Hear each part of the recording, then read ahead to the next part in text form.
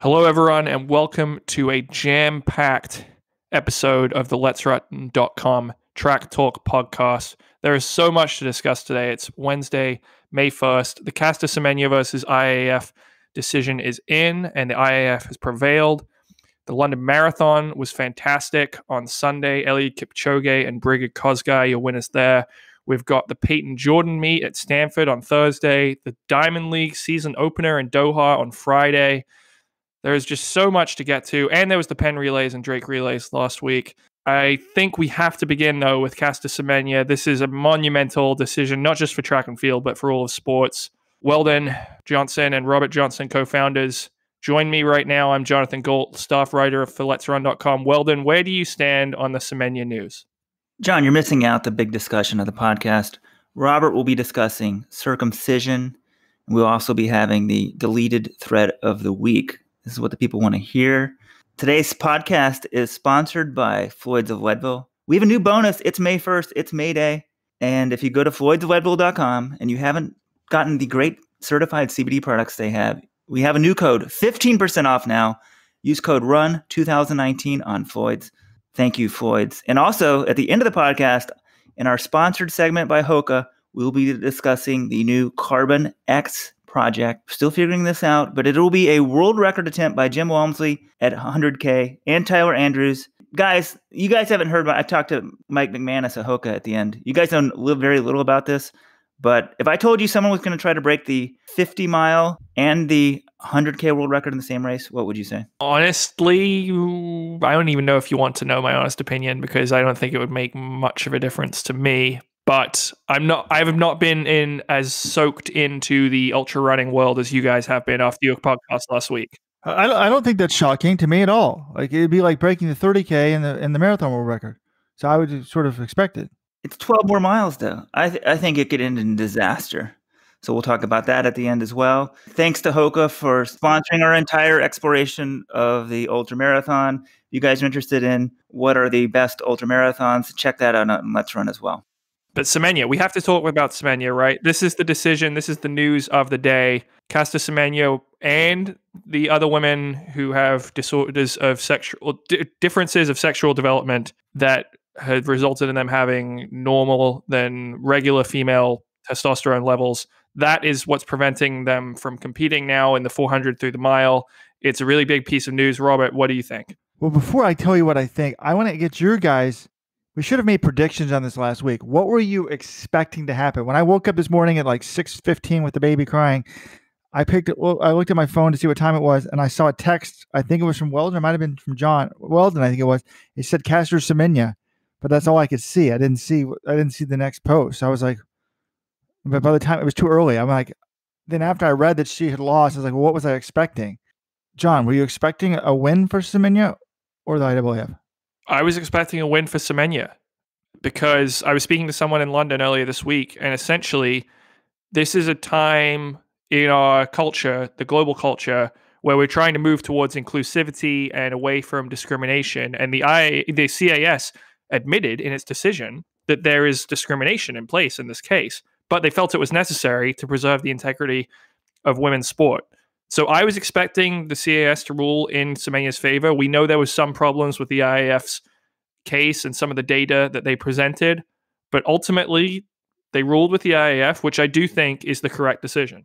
I think you nailed it. Well, then what were you expecting? Yeah, I was expecting Semenya to win as well. I was pretty surprised when I saw the decision. Maybe not shocked, but I think the more I thought about it last night, and I emailed Ross Tucker, the sports scientist from South Africa, who I think essentially testified on behalf of Athletics South Africa, and there was huge problems with the IAAF study. Like, they wanted a retraction from the study. So right now, the full ruling isn't out. There's only a 2-page summary, so we don't know all the details. But in talking to Ross, he pointed out all these problems with the study. In general, Ross supports the idea of there being testosterone limits and that sort of stuff. But I thought, well, if you have problems with the study and you're going to discriminate against this athlete, essentially, like, how can they rule against her? The one sort of interesting tidpoint that has come out is it was confirmed that Semenya chromosomally is XY, so she's definitely intersex. And so I wonder if some of the science there came down on the IAAF side. To me, I guess I was thinking we're in such a PC world. I was afraid that the IAAF would lose. I knew there was problems with the science, but at some level I did think to myself, but she's intersex. Like, these people have to understand that this eventually, when you apply this through the transgender stuff, it's going to end this. I mean, it's going to really damage women's sport. So I guess I am happy that the decision as it is. I kind of view it as the opposite of the Oscar Pistorius case when he was running with the blades and that. I feel like the science, they got that decision wrong because the science wasn't there. Here, the science may not have been there very well, or Ross Tucker has problems with the science, but they got the decision right in the grand scheme of things. It's really interesting. It only applies to these certain events. I mean, I can go off on that or talk about that. It's just been an interesting development over the last, I mean, it all started how many years ago, Weldon, in Berlin? See, I'm doing the math. 12 years ago in Berlin. 10 years ago. I'm not doing the math. Yeah, 10 years ago in Berlin. 2009, Caster Semenya just burst on the scene. Interesting, that was our first World Championships non-cross country that we went to.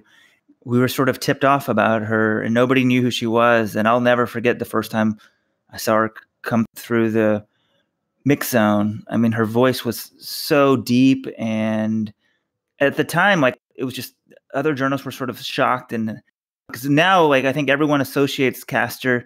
She's a woman. She identifies as a woman, but at the time, it was just I don't know, like a different era. And I mean, I think it's very interesting. I mean, that's one of the things. This is, by the way, not that we want to pat ourselves on the back too much, but this is kind of a story we helped bring to the world. We were tipped off about it. Weldon interviewed her in the mix zone after the first or second round of the 800. No one else bothered to interview her. And our video that's on YouTube, it almost has 900,000 views, the most watched video on YouTube, ended up being on Good Morning America and etc. But to me, Weldon, I remember talking to you I wasn't at those Worlds in Berlin, but you said that, like, there was a French woman, a journalist, pointing at Caster and laughing. And we've moved, as a society, we've moved way past that. The transgender stuff is way much more accepted. But I was afraid that acceptance, which is great in the everyday life, was going to overcloud the athleticism of it, the athletic importance of this decision. And thankfully, by a 2-1 decision, it's some sanity has come through. You know, if we realize that someone is XY, she is the definition of intersex. She's a wonderful woman. That's how she identifies. I would identify that way. Let's be honest. I mean, if you don't have a penis, most people are going to identify as a woman. Well, we don't need to go there, Robert. Well, it's pretty basic. I mean, let's just be honest about that, Weldon. It's not basic, Robert. Let's be honest about that. It is basic, nothing about John. this case is basic. What part about basic is if you didn't have a penis, most people would identify as a woman. That part is pretty basic. I think that applies to 99.99% of the people. But that the whole thing is that we're in the 0.001 part, Robert. This is not a neat, cut and dry issue. I'm just saying, anyways, please, we don't need to argue about that. I'm saying how far we've come as a society. I'm saying that she's now used in Nike ads as an inspiration. And I think she has been inspired. I admire Caster a great deal. I actually love it how she flexes now. And what I would encourage her to do is get on the plane right now and go to Doha, because you have 1 week to start obeying this ruling. She could run the Doha Diamond League meet on Friday with no testosterone blockers and try to just knock out that world record. But after that, she's going to have some interesting decisions. One of the things in the Ross Tucker email that he sent us this morning, very long, and thank you, Ross, for sending that to us. By the way, Ross has a new Science and Sports podcast that I haven't listened to. It just came out this week. If you want to listen to it, I'm sure it's going to be fantastic. One of the things he said in these decisions, and he enjoyed the Amby Burfoot piece that we had on Let's Run, he said, yeah, for every argument on this Caster thing, there's another argument in the opposite direction. He felt like one argument that there wasn't in the opposite direction was, he's like, look at the harm this would do. He's like, a lot of doctors have been told not to, they think should not be giving anti-testosterone drugs to someone like Semenya, and some medical association has said doctors should not follow this. So they're like, it could be harmful to Semenya to obey this order. I just don't agree with that logic at all. She doesn't have to run the 800 meters. She can run professionally. She can run in men's races if she wants to professionally in the 800 meters, or try to, and she won't be very good. She can run recreationally in the 800 meters, or she can just run the 5,000. She just beat an Olympian, Dominique Scott, in the 5,000 last week. She doesn't have to take any testosterone medication in that event. So, yes, maybe to make a lot of money, she needs to do these drugs. But hey, I don't feel like anyone has a right to be a professional athlete. as John and I were talking before the show, John's like, look, I don't have the genetics to make me a professional athlete. That's not unfair. It's just the way it is. And based on her XY chromosomes, Caster Semenya, in my opinion, and in the court's decision, doesn't have the genetics to be a professional 800-meter runner in the women's category. If she wants to run the open category, so be it. The men's category, so is the open category so often known. So but to me, it's a really, I don't know. 10 years ago, people were calling her a he. I'm sure there's some people still doing that. To me, that's despicable. It's a complex case, but at least temporarily, I think it's the right decision. Now, if the science and moving forward, what are we going to do is pretty interesting.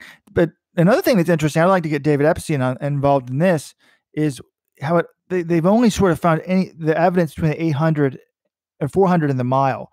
And I think that has something to do with just the nature of the 800 event mainly. I mean, the 800 is always fascinated me as a coach. You see a lot of people in 800 who are really good in high school, whether it's Michael Granville or somebody like that. They don't improve at all really in college. And I think there's some reason, there's got to be something about the physiology of the event that sort of makes these intersex people really good at it. Yeah, I think that's an interesting point, Robert. I don't know if I totally agree with that because Michael Granville, you're just taking one example. Like Donovan Brazier was one of the fastest high school runners ever, and he's gone on to be a fantastic professional.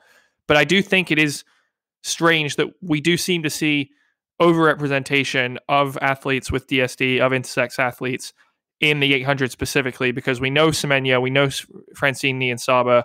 I think there are a few other athletes from history that we all sort of suspect may have been intersex. And we just don't see that as much in the other events, which I think is, I don't know what the exact reasoning for it. Is it because the 800 is a specific event that is tailored to someone with much higher testosterone? Or is it just because we haven't seen enough athletes taking up events like the high jump or pole vault who have these DSDs? Okay, guys. My question is, what do you think Caster should do? Should she stay in the sport and I guess she could stay in the sport, compete open, not lower her testosterone and just keep running the 800. She could lower her testosterone and run in the women's division as the 800. Or she could, in addition, she could stay in the sport, run the 800. As a man? Open, and then still run in the women's division for the 5,000 meters. So do you guys think she should try to move up in distance, essentially, for women's sport? To me, there's three options. One, lead the sport. Two, to compete as the man in the 800, which to me is absurd. She's not going to do that. Or three, stay in the sport and do the 5,000. I think two or three are good options. I mean, she can be a global icon. She can speak for women's rights and transgender. I mean, she's not transgender, but sort of oppressed minority groups' rights for the rest of her life and do that. But I think she loves competing. So if I was her, I would try to do the 5,000. I think that's the option. Robert, one other option you missed was she can compete in the 800 as a woman, but she needs to take the medication to lower her levels. And it does seem like she may have done this at some point in the past, because remember in 2015, before the IAF ruling before the hyperandrogenism rules were suspended, she was running, but slowly. She went out in the semifinals of the first round at Worlds in the 800 in 2015 and may have been taking testosterone lowering medication at that time. If I were her, I would move up to the 5,000, see how good I can get at that, and give it a shot. Because once you start lowering your levels, I don't really know what's going to happen to her body. We don't know how good she's going to be in the 800, but certainly not as good as she is right now. I would give the 5,000 a shot, see how good you can get at that, and then maybe reassess from there. The weird thing is when she was on those drugs, she wasn't like as terrible. It was only 1 or 2 years where she was really terrible. Some people thought it was based on how far off she was from taking the drugs. I've actually thought of a fourth option, and this is what I might be to her: just defiantly not take the medication and run an 800 and dare them to ban her. They'll ban her.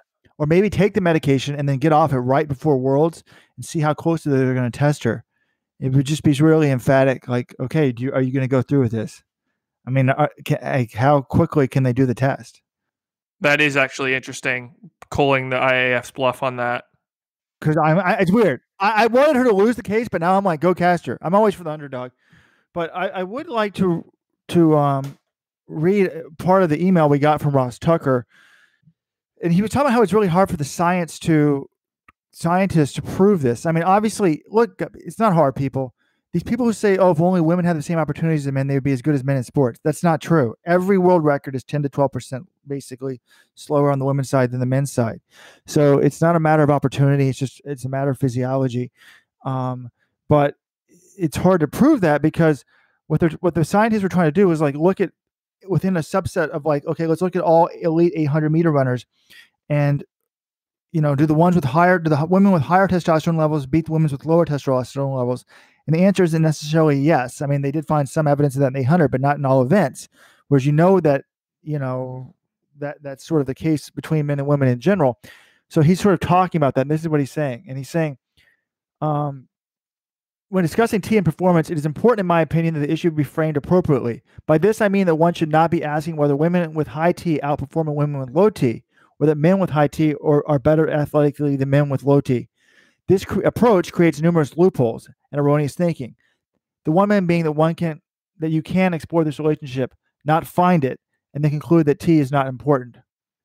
This is what the many academics have done. They will look for associations between T and performance in a group of athletes, all men or all women, and then find no association, thus concluding that T has no effect. The problem with this argument is that when you look at these relatively narrow groups, like just women or men who start off with different levels of that variable, then the effect of that variable disappears because they're all matched for it already! Exclamation point. Then he compares this to marathon runners. So listen right here if you're having trouble understanding this. For instance, in a group of elite marathon runners, VO2 max will have poor predictive value for performance. But that's because they as a group all have high VO2 maxes to begin with. So if you were stupid about how you frame your search for VO2 max and performance, you conclude it has no bearing. And that he thinks that's what people are doing with testosterone versus men and women. So it's not really the difference between the women that's as important. It's the difference between the men and women. So it's kind of hard to prove. So really interesting stuff just from a scientific standpoint. But guys, we have a lot of other stuff to talk about. Should we move on? One more thing about Semenya. Yeah, I wouldn't lower my testosterone if I was her. And Robert said she could be, representative for underrepresented groups. No, she can be a representative for people who are authentic people living their lives, who they are. She's handled herself wonderfully and gracefully for this thing. I think she's going to be, I don't think she should be competing against women in 800, but she's going to be missed. I mean, she handled this thing wonderfully. So that's my final words on the caster. But yeah. Yeah, I have nothing but respect and admiration for her. Even though I disagree she should be competing in the women's category, I think she's handled herself as gracefully as anyone in this very, very difficult situation could have. So really, a lot of respect and admiration for Caster. And there's also been some silent victims to this. I mean, a number of people, I don't want to mention names, I don't want to be sued, but I believe an Olympic champion had the same condition as Semenya, a recent Olympic champion. And a lot of those people weren't doing the hormone treatment. They were having surgical treatment. So that was permanent. And that's why they sort of fell off the earth and were never seen from again, even they were running faster than Semenya in the recent past. But moving on, guys, London Marathon, what a race. Eliud Kicphoge, 2:02:37, John, is that correct? That is correct. Another guy, 2:02:55. Mosenet Garamu, second place. By the way, he was one of the people that I suggested in the betting. Wasn't that correct, John? So you to bet on him to win. So you're trying to take credit that you made a good bet when the guy got beat by 18 seconds. I said both were good bets, and I was proven correct. So what I remember is Robert, immediately after the marathon's over, Robert's texting me and Weldon. He's saying, "I told you to put 500 pounds. We would have made a killing if you had done this." And I'm like, Robert, he does this. It seems like after every event, he's like, "Oh, I knew this. We could have made so much money off of this." And I never see any evidence that he actually made these picks beforehand. Yep, same thing. Right at the World Championships in track, Robert will text when it's impossible for anyone to go to betting house, like, "You need to go bet on this." And then afterwards, he claims like victory on the bets he didn't make, but we should have made. Like he had. I agree. Talking about betting and actually placing having the butts is bad. I was gonna. Next year, someone call into the podcast, remind me. I want to take, like, how much cash can you take overseas? 10,000. We'll take $9,999, John, and just go load up. This is a true story. I was going to have John place $500. I was going to say put 500 in Kicphoge, 500 pounds or whatever you have. This is not a true story. I was going to, and then I was going to say I listened to the podcast. By the way, guys, I was a guest on the podcast last week. I listened to the whole podcast last week. I was very impressed. Y'all did a good job. I enjoyed it. I enjoyed it. And after listening to the podcast and John talking about the women, I thought, gosh, Bridget Koskot, we've got to bet on her, how casually she is. I was like, Kittaney is not the bet. So I was looking on Saturday night at the odds, and I think that the what do they call it? The sharks, the professional bettors. I think they must have read my betting guide on the London Marathon, because the odds had changed drastically from when I published my betting guide piece. Kipchoge's odds went from 58% to like 71%. Well, remember, we said he probably wins about 75% of the time. So I'm like, well, there's not great value there. So that's why I didn't text you, John. Plus, John's dad had flown over to surprise him to go to some ridiculous soccer match or some terrible soccer team. So I didn't want to interrupt family time, John, and tell your dad. I didn't want your dad to think I was a degenerate. Hey, son, boy, can you go place a $500 pound bet? Your dad needs to respect his son's boss. You're an Ivy League grad, John. Your dad wants to think you work for a reputable company. Hopefully he doesn't listen to these podcasts. I don't think he does. I think my mom might, though, so she might pass the message on to him. Oh, gosh. We're having penis and circumcision talk. I'm sorry, Mrs. Galt. Well, because you keep bringing it up, Weldon. But anyway, it was a terrific men's race. Kipchoge, I mean, what else can you say about this guy? I tweeted after the race, I think I ran out of things to say about him after Berlin when he broke the world record. I mean, he's clearly the GOAT. He has the world record. I guess I'll try to go against that tweet and say a few more things about him. Essentially, he just drags. He's essentially the Semenya of the marathon, and I say that in this way: he will drag people on to some incredible performances behind him. Caster Semenya was at her best when she was running her fastest times. She came without a pacemaker, and Kipchoge, it's almost as if the pacemakers are holding him back a little bit in the first half of these marathons, because he came through London in 61:37. He closes in 61 flat. He came through Berlin in his world record in 61:06, he closed in 60:33. His second halves, he drops a 4:26 25th mile just casually. It doesn't look like it's hard. He says it's hard. He said after the race he was a little worried that they were still with him, but it's just phenomenal what this guy does time after time. 10 straight marathon wins. We take it for granted a little bit, but before he came along, if you won 3 straight majors, people would think that's ridiculous. And now he hasn't lost in almost 5 years. It's just totally absurd, this guy. He's sick. It's pretty interesting, John, that it sounds like in Berlin, each half was about 30 seconds faster than the halves in London. I mean, that Berlin run was so sick. And this London run, I think it shows a lot of times, the pacers were going out maybe a little too fast in London, and this was the way to run it.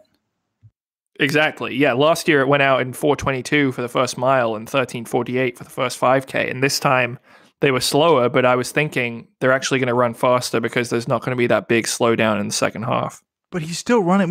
We last year we thought that was the one thing I was thinking about this race. We thought a 4:22 open mile was absurd. Here he ran a 4:26. Was it the 24th or 25th mile? 25th mile. 4:26. And let's give Garmin some credit. I mean, he's only 18 seconds back. And as great as Kipchoge is, and please read the piece, I tried to put his greatness in perspective. 10 straight marathon majors. That's absurd. I mean, he's won over 90% of his career marathons. I think it's 10 straight wins, not 10 straight majors, right? Because wasn't his first win in 2014 in Rotterdam? Yeah, but then he lost out of a major, and then all the rest have been majors. Yeah, well, you'll have to check the numbers on that 10 straight majors, 10 straight majors. I'm with Robert on that one. Yeah. So I'm going to look this up and prove you guys wrong. Okay, so he's just a machine. I mean, I one of the things I did in that piece was I looked at the 5 guys who have been world ranked in the number 1 in the 5 years before Kipchoge took over. I think Kipchoge's been number 1 in the world for 5 years in a row, right? Or at least 4. According to Track and Field News, I will still debate that Wilson Kipsang should have been world number 1 in 2014. Track and Field News gave it to Kipchoge for some reason, which I don't really know. Kipsang won London and New York that year. I thought that was better than what Kipchoge did. But anyway, resume. Yeah, so and not only one of those guys had even a career win rate of over 50%. He's over 90%. I mean, how crazy is that? Correction. No, I mean, no correction. Of course, I'm with John. 9 straight majors, 10 straight wins. Kipchoge lost. Rotterdam 2014, never in doubt. He lost in Berlin, and then his win back. He had to drop down minor leagues of Rotterdam and then start the major win. Facts, though. Who cares about facts?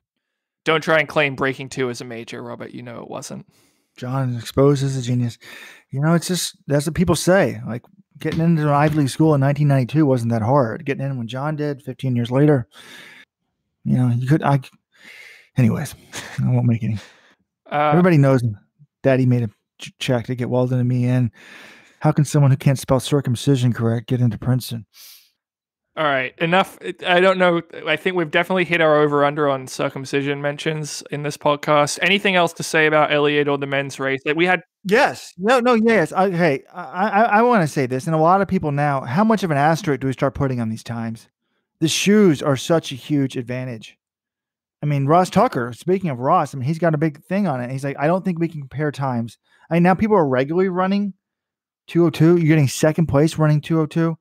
I guess in Berlin a few years ago, before the shoes were existed, 2 guys were running 203, right? That was, what year did the shoes come out? The prototype started being used in 2016. Like the year Bekele ran 203.04. What year was that in London? That was the full. Bekele ran 203.03 at 2016 Berlin Marathon, the fall of 2016. So probably in the shoes, I think too? Probably in a prototype, but I'm not 100% sure on that. So I do think, yeah. Well, let's talk about. I want to talk about the shoes in the context of the women's race. So there's nothing else we can say about Kipchoge except how incredible he is. And the circumcision is actually the joke. People, if you don't know what we're talking about, is he celebrated his London win. People, the Monday, yes, John, you were at the Monday press conference the day after the race, and they said, "Well, how'd you celebrate?" He's like, "I had a cup of tea." And they're like, "Well, did you drink any alcohol?" He says, "No, I don't drink except when it's the circumcision ceremony in Kenya." So this is a guy that's already back at it, really. He's just, his lifestyle is amazing. He did spend Tuesday night at the Spurs versus Ajax Champions League game in London, which I was pretty jealous of in their new stadium, but I don't think he was taking advantage of the open bar there. My one thing about the shoes, though, Robert, I admit that people are running faster in the marathon than ever before. But, well, at least the men, the world's record for the women has stood since 2003. But what about Wortnesh Degefa? She just won the Boston Marathon. She ran 2:17 in Dubai in January. She's sponsored by Adidas. 2 years ago in London, Mary Keitany ran 2:17.01. Phenomenal time, fastest ever apart from Radcliffe. She's sponsored by Adidas. So are you saying that those women, if they were in the Vaporflies, they would be running 2:15? Or are you saying that it doesn't? How do you respond to that? Well, that's a very good point, John. I think, well, I don't know that the shoes work as well for a woman as a man. I don't know enough about them, but yeah, maybe they could. But first of all, we got to remember Radcliffe ran her time without those shoes, right? So maybe women's running is just not the same as men. It's not quite as deep. So maybe that's actually when we start talking about. Let's talk about the women's race now. And Bridget Kosgei, what an incredible performance! She runs the fastest first or second half, right, in marathon history. What was the second half, John? 66:42. 12 seconds faster than Keitany ran her second half in New York in the fall. And faster than Radcliffe ever split, right? Actually, I think it's not 12 seconds. Sorry. Keitany ran 66:58 in her second half in New York last fall. So that's 16 seconds faster than that. And then Mary Keitany, when she ran 2:17 in London, she went out in 66:54. So that was the previous fastest ever half as part of a full marathon. Okay, and then American Emily Sisson is sixth place. She runs 2:23.08. Is that right? Yep. Now, I want to talk a lot about Sisson in the context of the women's race, comparing her to Kosgei.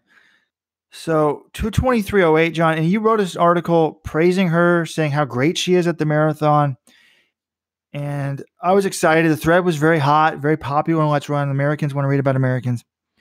But I'm glad she's good at the marathon. I'm glad that she negative splitted her first marathon.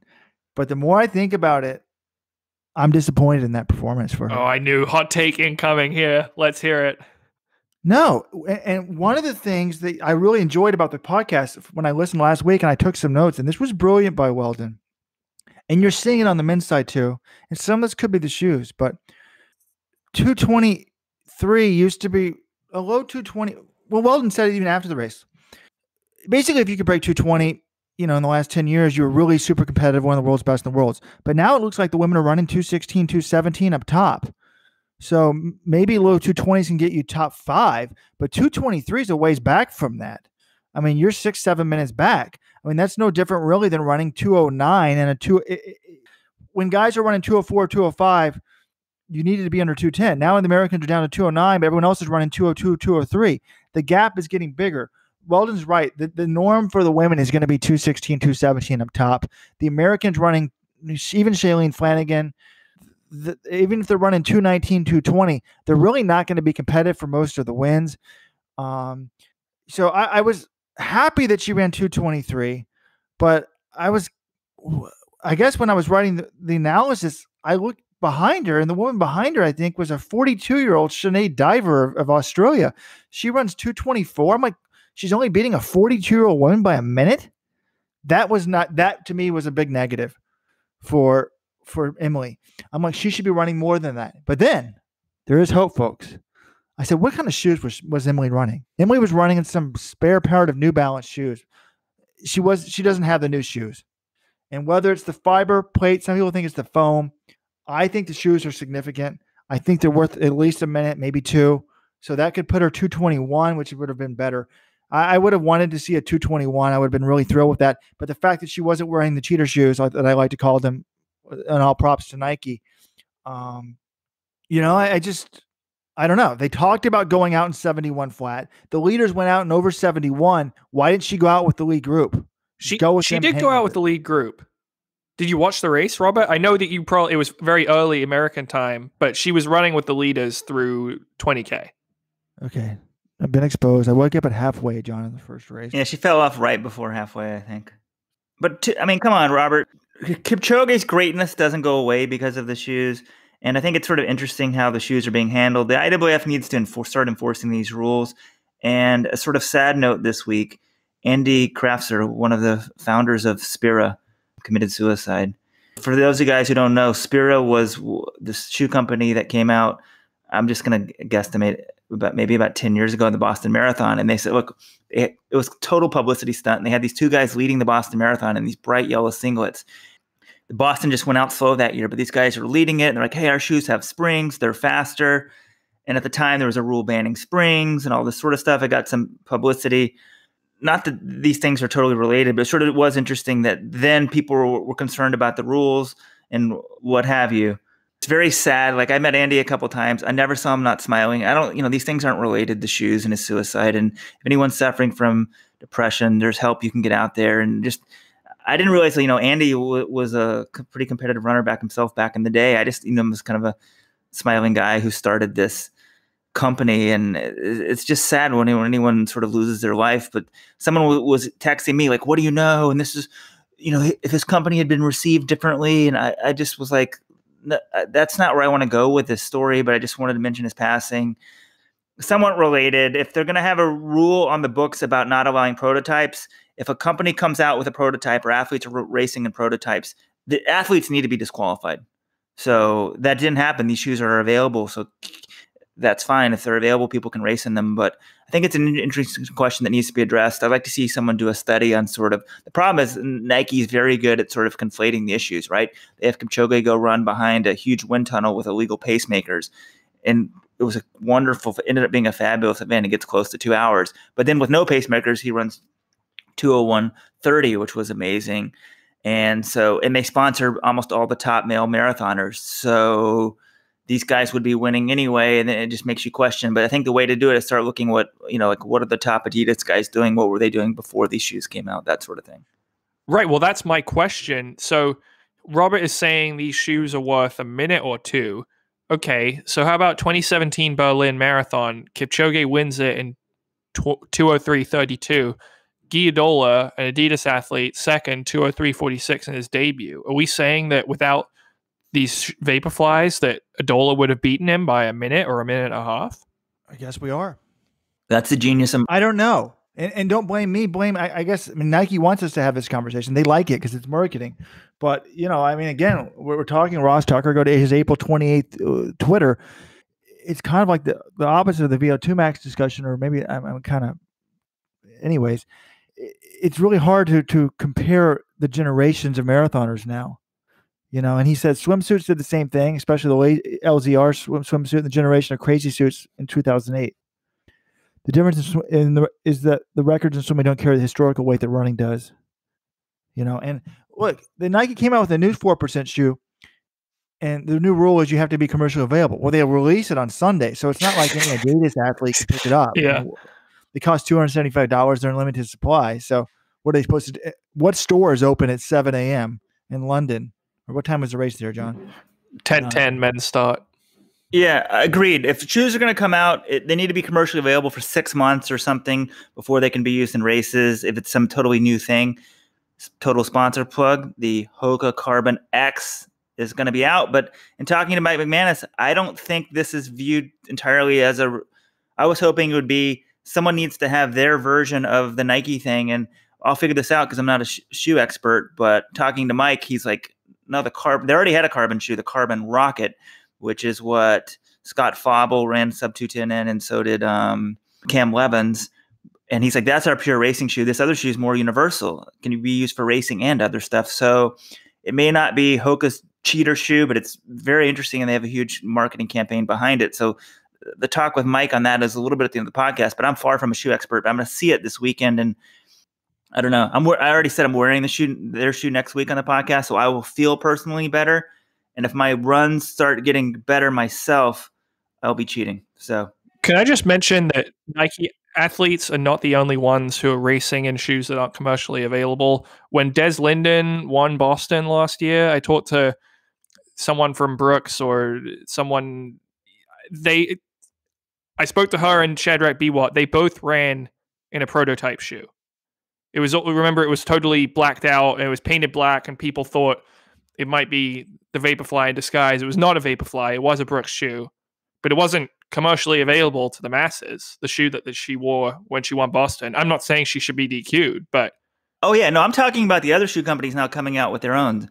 For sure, I'm not criticizing just Nike at all. Some of these other companies now have these prototypes, and I think an athlete shouldn't be racing if you have a rule in the book, you need to enforce it. Otherwise, change the rule or get rid of the rule. Correct. We just did a bunch of Nike marketing. Thank you, Nike. Well, and I sent you a tweet, right? Someone on Let's Run had a link to a Twitter. It may not even be the carbon plate that's really that important, because someone pointed out, the New York Times analyzed these amateur marathons in Strava, and apparently there's a 4%. There's another shoe that's just like the Nike makes. It's just like the 4%. It has the carbon plate, but it doesn't have the foam, and the performance increase isn't there. So it could be this foam that Nike has. So it'd be interesting if the other shoe companies sort of, if it even, works out. So I don't know. It's just interesting. Yeah. Would Kipchoge lose if he didn't have these? I mean, the interesting thing about Kipchoge is, like, even in this race, when he drops to 4:26, it's not like Geramu was way back. He kept running the same pace. He kept on 2:02 high pace the entire way. But people just assume, like, oh, of course Kipchoge is going to win. I mean, there's other guys within still very close to him. So it's amazing to watch.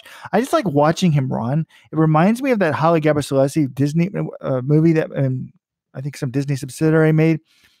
I think, what was it called? Endurance. Where he's running. There was 2 Haile movies, and one of them, he's just opening scene is him just running across the savannah in Africa. And I was like, that is like one of the most beautiful things I've ever seen.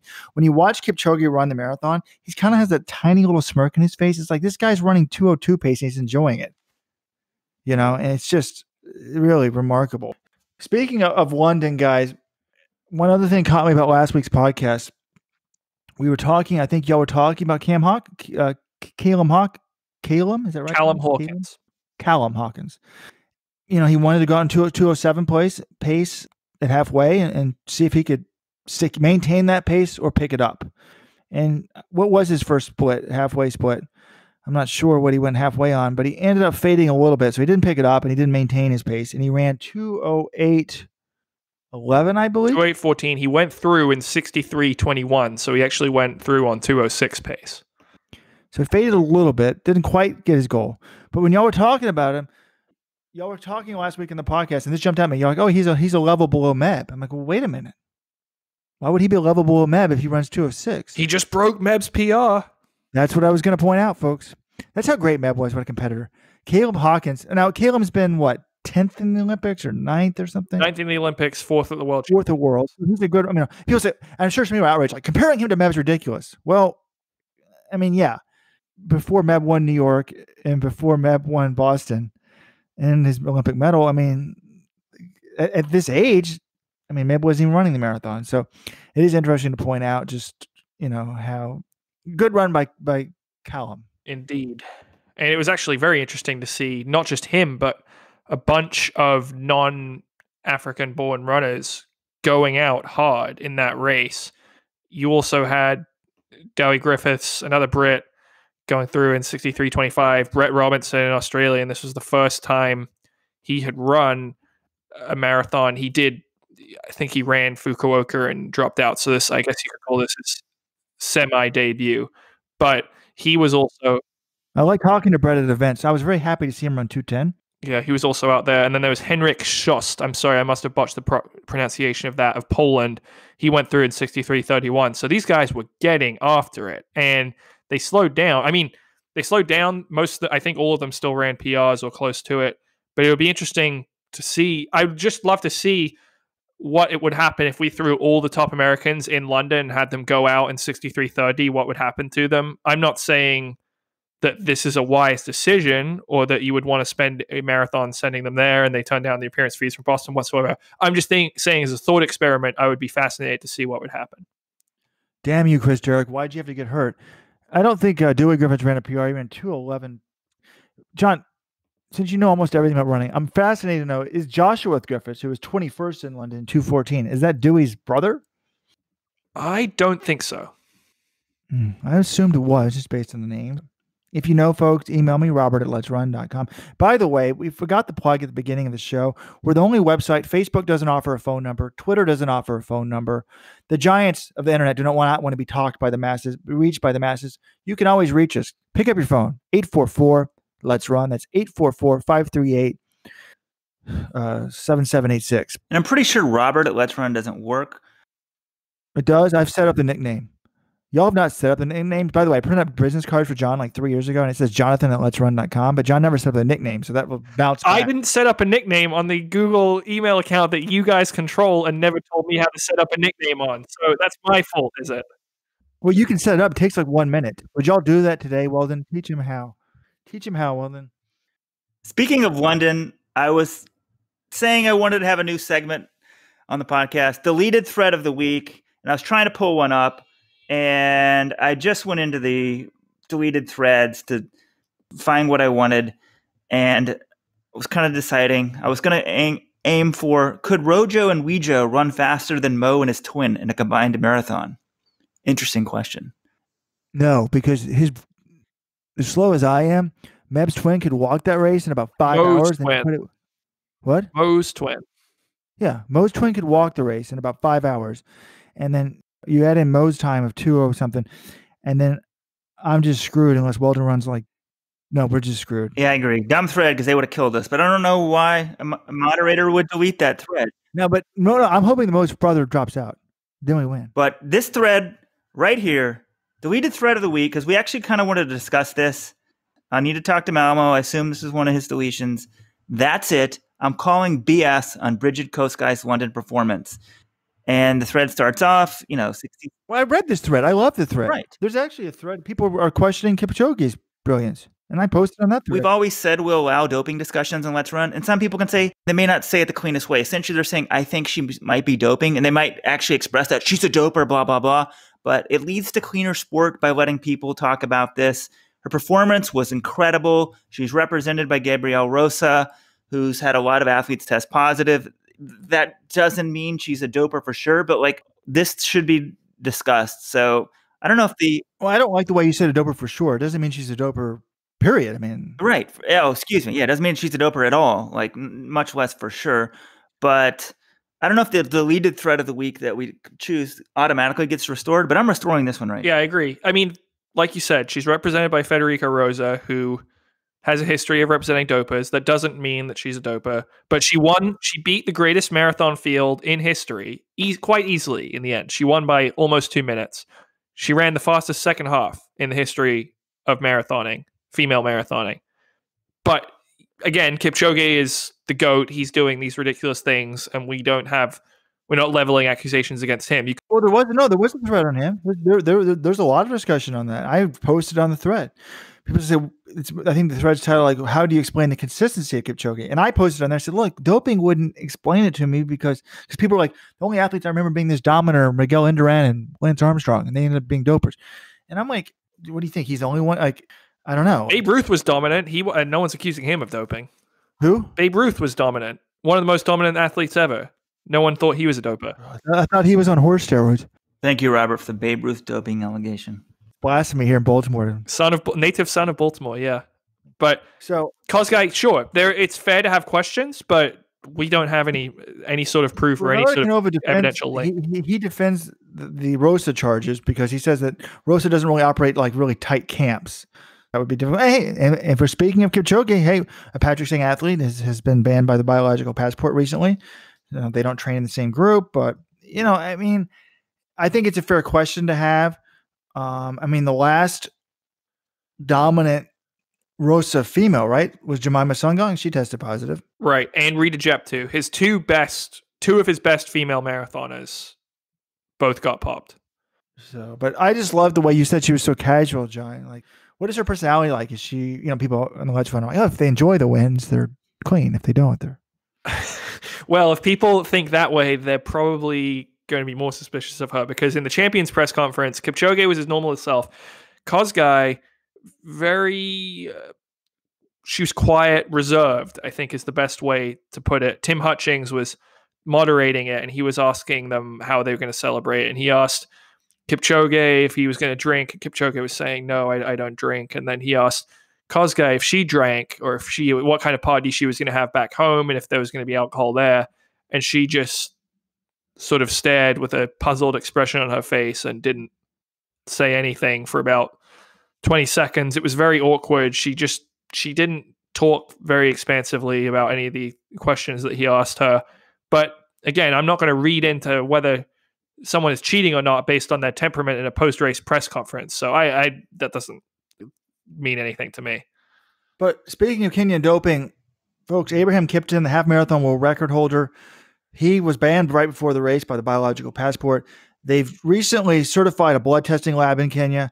The biological passport is nailing people. We've never had a Kenyan banned by the biological passport until this year. We had 3 or 4. So, these people, I think, who's the main poster, Co-Elliott or someone, they think that all Kenyans are doping. I just don't buy that. And this is what I posted on the Kipchoge thread. We got a text or a call at Let's Run from a Kenyan American. He wanted us to investigate somebody. He'd heard some rumors about somebody a few years ago. And we wrote back or called back, I can't remember. And I said, well, have you heard anything about Kipchoge in that group? He's like, oh, no, I think they're clean. That's what keeps me in the sport. So I agree with the message board poster who said, like, if he's dirty, we're done. Of course, I've said that before. I probably said, like, if Kiprop's dirty, I'm done. So I'm never going to totally give up on the sport. Robert, I want to jump in here about the ABP in Kenya. I'm not saying, I don't know for sure whether these athletes are innocent or guilty. I have not seen the blood values in there. That's beyond me. I can't really interpret them. But what I'm interested to know is before this lab was certified in Kenya, I don't think we were getting as much data from these Kenyan athletes with their blood values. I don't think they were being tested as frequently as some of their compatriots in the United States. And is there something about the fact that they live and train at altitude year round and their physiology and their inherent blood values that might cause a false positive? Because 2 of these athletes have denied it. Sarah Chepchirchir, who was the first one popped, she looked like the progression of someone you would think is doping. But Cyrus Ruto, he looked pretty normal progression.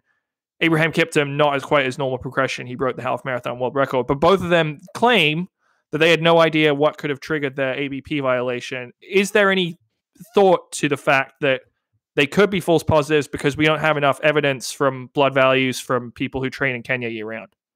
Yes. I mean, I think there is some concern, and I think this kind of gets back to this, you want the science to match up, and with, like we're talking about Semenya, and now extending this to the ABP, busting someone for drugs is not easy. People just think like, oh, you take a test and it's like red, you're dirty, and green, you're clean. even for like some of these like EPO tests, it's a very complex test. And the ABP, essentially, you're building a profile over time and saying like there is no way someone clean can have this profile. And it's interesting because also this week it came out. The headline essentially is after Ukraine sprinters ban AIU to extend its blood profiling strategy in advance of Doha 2019. So the Court of Arbitration of Sport ruled for the Athletics Integrity Unit in a case of a Ukrainian sprinter. So essentially, like I think with these ABP cases, they're very complex, and essentially the AIU, which is the kind of anti-doping thing for the IAAF, they need a victory in court to show that the science really signs up. So I guess until you have one of these Kenyans, proven, they're going to argue. Of course, they're going to say they're clean, right? Even if they're dirty, but right. You need the science to match up, especially when you're depriving someone from the sport. So with Semenya, you want the studies to be right. Same thing here. You want the science to be right, but they must feel confident in these cases. I feel like otherwise they wouldn't bring them. But also maybe people would argue, hey, they're going to go for a small fish first. But they went after Kicphoge right after the bat, and we haven't discussed that at all. The guy was suicidal, talking about shooting people, almost implying he might use his gun in Kenya. And, Nick Willis sent out a tweet essentially saying, like, look, man, we're all God's children. There's redemption for you. And if Kicphoge, if he's innocent somehow, like, I want him to be cleared. If not, I want to help him. I want him to help clean up the sport. It just shows sort of what's at stake. I think either way, because I think most of us would assume most likely he's dirty, right? But I'm open to the possibility. I've always said if you dope, I want all your records in the past wiped out too. So that being said, just because Kicphoge tested positive now, I'm going to actually do the opposite of what I'm going to say. It doesn't mean I think he was dirty his whole career. I think that kid's still a big talent. Sometimes you could use EPO if you're lazy, But I agree, John. I did think that. I'm like, well, does this biological passport, would it work the same for a Kenyan? They better. I think, despite what these idiots, just because they think, oh, all the Kenyans are dirty. Some of them are dirty. I still think that they're genetically superior on average, or some of them are at the very top level than sort of non-Kenyan born or non-Calajan or whatever. I mean, I don't know how you want to phrase it, but John acted shocked that they said they're innocent. I mean, really, John? I mean, have you heard of the 5 bottles of beer? When did I say I thought I was shocked that they were saying they were innocent? I'm saying that the specific argument of innocence. How old were you in 1992? I was 1 year old. Were you alive? Oh well, we can forgive John, folks. He doesn't have the life experience that we do, John. Dennis Mitchell, 1992. Go Google it. Are you familiar? Oh my God, I've never heard of this. Is this on the internet? Could I have read this before today? Do you think it's possible that one of the most infamous doping excuses ever, as someone who writes for a running website, that I may have heard of this beforehand by reading an article? But even the life experience, you might not understand what that excuse means. I mean, have you ever had 5 bottles of beer? I know you've never had sex with your wife at least 4 times. So I know the second part you can't relate to. Actually, most married men probably can't relate to the second part. 4 times in one day, really? I just think that excuse clearly is unbelievable. Whereas the idea, if I was popped for an ABP violation and I had never done anything, you know what I would say? I don't understand why I got popped. I didn't do anything. That's exactly what they said. I'm not saying it's correct or not, but I'm saying I'm willing to listen. I'm actually going to go with Mitchell here. Think about this. Was he actually tested on his wife's birthday? Like, that could throw it off, right? If you did something really crazy, wouldn't it throw off your test? I don't know. It's hardly a treat for him to be tested on his lady's birthday, though. And once again, Robert talking about sexual prowess. A couple podcasts ago, we had an audio of the week, and it was from a guy, and I wrote him back and said, hey, man, we played your audio on the podcast. He's like, yeah, I heard it. I almost wanted to write in and apologize to Rojo. I didn't want him to think I was being too harsh. I love the humor. And then he said, I almost fell off the treadmill laughing at his comment on his own sexual attractiveness in the last podcast and thought about calling in again. So please call in again, because I want to hear your comments on Robert and Dennis Mitchell. I wasn't even on the podcast last week. I don't remember talking about my... Well, Robert was described in the Outside Magazine profile as an older Hugh Grant. Wasn't that the description the author used? I often get it in restaurants. And I'm his identical twin, and I never get it. Which, by the way, folks, Weldon and I can use each other. We can get into each other's iPhones just for their face, no problem. So it's weird. Yeah. The iPhone thinks we're the same person, but women do not think he looks like Hugh Grant. They prefer William Dafoe. Well, and you're more attractive than Willem Dafoe. I'll give you that. Thank you. One guy we haven't talked about is Mo Farah in London. We could talk about London all day, but we still have some Doha track, Stanford track. But real quick, Mo Farah 205. What do you guys think? I think he ran a pretty good race. He just got smoked by some of the best people in the world. I mean, if you told me that the top 3 guys were going to run 2:03:16 or faster, I would have said, well, it's going to be pretty hard for Mo Farah to be in the top 3. And he ran 2:05:39.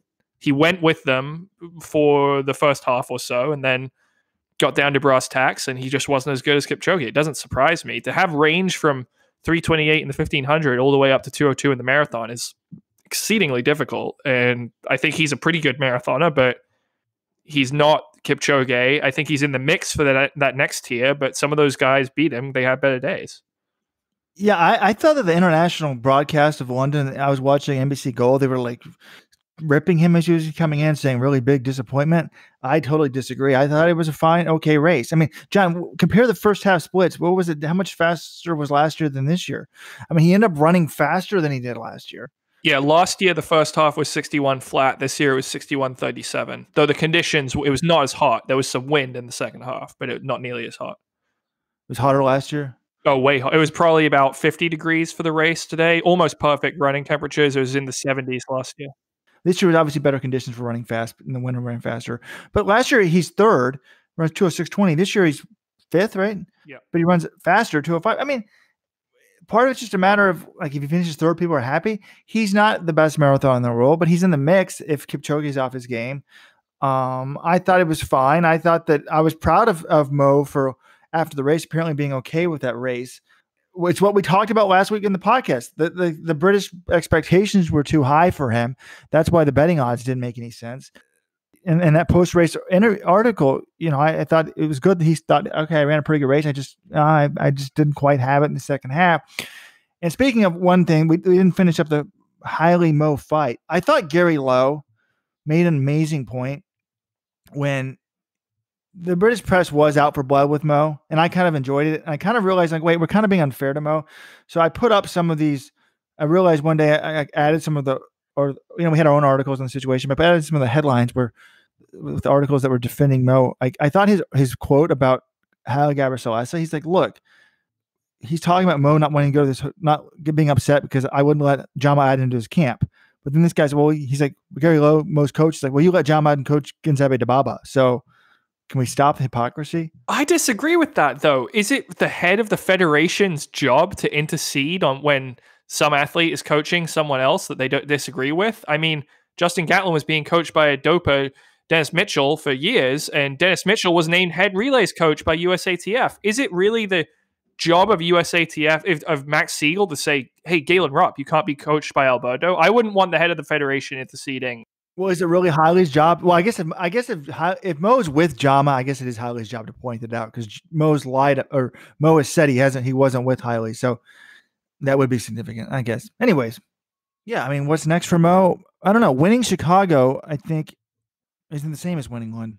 So what's next for Mo? Speaking of that, Great Britain today announced their team, the automatic selections for the World Championship Marathon in October, and they named Callum Hawkins and Dowie Griffiths as the 2 automatic selections. They said specifically Mo turned down his automatic selection because he was the top Brit at the London Marathon, and the London Marathon was the selection event. So they still have 1 spot remaining. They could name him. But no one thought Mo would run World Championship Marathon, right? I mean, come on. This is what his camp has been trying to throw out there. I've never bought it, but they've said they've said in the past he wants to run Worlds. They said after Chicago, Gary Locke said he was either running he's running the World Championships. Yeah, in the 10,000. Yeah, that's what I think he's going to do. It seems pretty obvious that's what he's going to do at this point, but there is some talk. Some people are saying, we might do New York City Marathon. And so there was some thinking that he would do 10,000 at Worlds and then the New York City Marathon. But the thing is, this year, New York is only a month after World Championships. So it's a tighter turnaround, but it does seem doable considering, Galen Rupp ran the 10K and the marathon a week apart at the 2016 Olympics. Yeah, I think he runs the Worlds on the track, and then we'll see what he does after that. One option would be to run. Oh, no, still even not enough time. I still think people should run Tokyo because then it gives you a nice build up plenty of time to build up for the Olympics. Like London's is a tighter build up, but I think that well then. Here we are, May 1st. Spring marathon season is pretty much over. There's a few more marathons. Well, that's what I was going to say.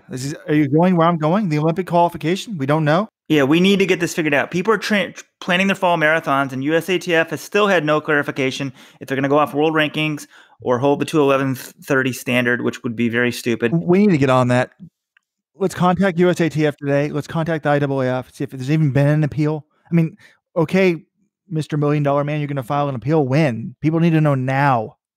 Yeah, so just a very simple solution would be the U.S. will have 3 qualifiers. Just allow it. The top 3 at the trials can go to the Olympics. An automatic exception for countries that have 10 people who would otherwise make it or something like that, or 5 or whatever. I mean, probably 5 in the U.S. But people are planning their careers. This is their job. They do 2 of these a year, and they need to plan now what they're going to do. And making the Olympics is their number 1 priority. And they only have 1 more chance before the trials run a marathon, maybe 1 chance.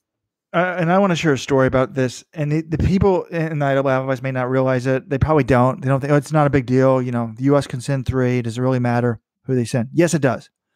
I went to brunch with my wife's friend last week. She actually ran in high school. She was really good at the private school level. She was like a 5:20 miler. But she was there with her new fiance, and they said to me "Oh my gosh, you're going to go to Atlanta next year?" I'm like, "Atlanta?" Like, "Yeah, for the Olympic marathon trials. We're going.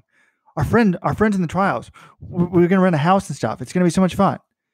And it just blew my mind. It reminded me of when Weldon was running. You tell people he's a runner, they didn't understand it. If he said he was in the Olympic trials, they were so excited.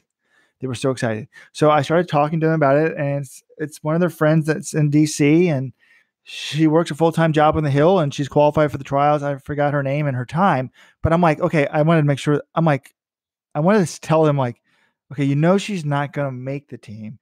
And they're like, yeah, we know she's not going to make it. And then I didn't want to kill them and say well, under the current rules, she can't even make the team if she got top 3. I was like, yeah, they got this stupid thing. But just the dream, let them have that dream. If the first 45 women run off the course for some reason, the 46th person woman can go to the Olympics. Is that what you want, though, Robert? Say that happens and all the good runners take a wrong turn, and then we're naming the 46th, 47th, 48th? If there's Boston Marathon weather and Sarah Sailors gets second, yes, I want her going to the Olympics. It makes it more interesting. So, all right, a little track action. Let's move to track. And last week when I was listening to the podcast, guys, the podcast was, I forgot I was listening to it on a run or something. One of my 5-mile runs, I can bang out an hour 20 podcast. So when y'all went to the track talk at the end, I'm like, no, the podcast has been going on. Don't talk about the track. Just hang up. But then I kind of enjoyed the track talk. But I did want to make a correction. Y'all were talking about Michael Norman, and you wanted to know if his whole season can go on this long. And I thought, of course it can. How long do you think his season was last year? And I did the research. He opened up in February and then ran all the way through July. So that season from beginning to end, from his first 400 of the year to his last 200 of the year when he was running under 20 seconds, 145 days. If you time it out from Mount Sac, the date of the 400, of his opening 400 this year to Worlds, I just picked October 1st, which is in the middle of Worlds. It's 164 days. So it's 19 days longer, but he doesn't have to race as much as he did last year. So I think he'll be fine.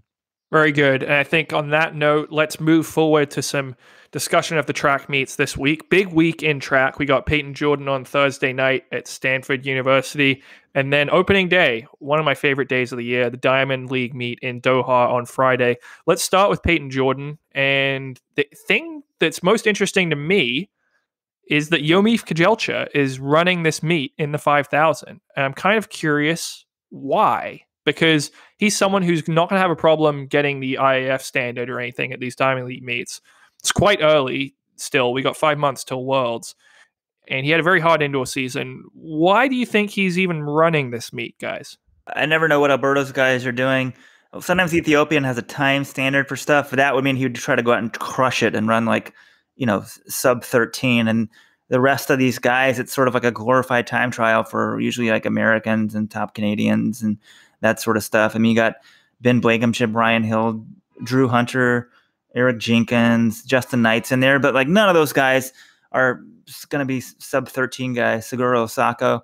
So I think it's probably just Alberto and them. They want to keep the guy race sharp and get a good time. I assume he's not trying to run a 12:55, but I could be wrong. But if he's running 12:55, they would need rabbits for that. So maybe he's just trying to get a race in. I mean, this usually is a more of a, it's for the guys hoping to make sure they have the world championship standard. It's not for a race for a top pro. I mean, they run it, but it's not. Are there any other NLP guys in there that need a standard or something? He could rabbit it. Eric Jenkins is in there. Maybe he's going to rabbit it for Jenkins, or maybe just confidence booster. Maybe just, I think Alberto likes to keep him racing, keep him honest, see where they're at. Maybe he's going to work on something, shifting gears, slamming at home. If let's say they're running 13:10 pace and he slams at home and breaks 13, that would give him confidence. I don't know. I mean, Alberto's got a plan for everything. And I'm glad we mentioned Alberto. We haven't mentioned Alberto. It's a podcast rule. We haven't bashed him yet, though. So I don't really have anything to bash him about. He was in the Ken Go article. What's he talking about? Galen Rupp on the road to recovery. Speaking of Master Troll, folks, Galen Rupp is back up to, well, it depends on how you talk about it. According to Alberto, he's running 100 miles a week. In reality, he's running 60 miles a week. So people call me a troll for saying, I started a thread saying, Alberto Salazar says Rupp is running 100 Salazar miles a week. I've invented the term Salazar miles. Rupp is running, this is great news, from his surgery, 60 miles a week. And then he does another 60 miles either on the anti-gravity treadmill or the underwater treadmill or some combination thereof. So Alberto Salazar apparently takes about 2/3 of a underwater treadmill mile and counts that as 1 mile. So 60 plus 40 is 100. So Rupp is, working out a lot and is obviously getting pretty fit. But again, Rupp needs to know about this rule too, because I don't think, as meticulous as Salazar is, I assume he thinks Rupp can run 2:11:30 or whatever it is in the heat, in the hills, but I don't think Alberto would want to risk that. That would be best case scenario to me. We hold the trials, Rupp wins it, and what's the standard, John? 2:11:30. Yeah, I hope Rupp wins it in 2:11:31, and then dare USATF not to send him. Yeah, that would be pretty crazy. I kind of assume he'll come back and run Chicago in the fall and knock out the standard. I think even if he's not 100%, but if he's not at 100%, maybe they don't want to risk him. Anyway, it was interesting. NOP had this video of his recovery and they showed the scar on his Achilles. It was pretty gruesome, actually. They said they're hoping it gets better, but they gave you a really big close-up. So it's not something, they've usually been very protective of Galen and not showing him in the media very much. So maybe a change of approach. I need to call my surgeon. Rupp and I share the same Achilles surgeon. My Achilles hurt for a full year. I mean, there's no way I'd be banging out 60-mile week. Yeah, but you've never run, 350 in the mile or any of the other stuff Rupp's done either. Oh, it's just because he's got such a supreme pain tolerance, John. You're right. Well, that's what the surgeon said. Amal Saxena, Robert and Galen Rupp's Achilles tendon surgeon. So, John, tell us, what else do we have at Stanford? It sounds like, so tell us the big races. There's a big 5K. I know nothing about it. And then let's talk more importantly about Doha. Oh, one other critique of last week. Weldon said, if only we had pay-per-view in our sport, we could watch Mo Farah and Holly Gabriel on pay-per-view, like in a cage match. Yeah, I would watch that. But I was like, dude, we already have pay-per-view. It's called Runner Space, USATF Plus, Flow Track Plus. We got to spend like $300-400 a year to watch this crap. Moving on. This meet is Board Plus behind the Flow Track paywall at about 1 a.m. East Coast time, so on a Thursday night. So I don't know how many people will be watching.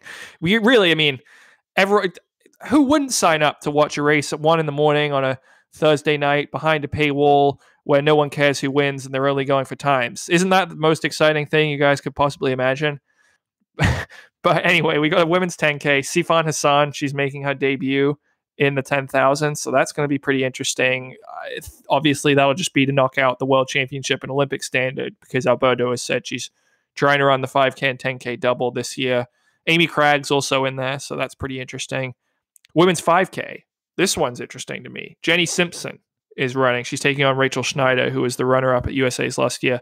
Simpson, her focus is still going to be on the 1500, but to me this is interesting because if she runs this, can run, maybe hit the Olympic standard, gives her maybe a backup plan if her speed starts slowing down a little bit this year or next year.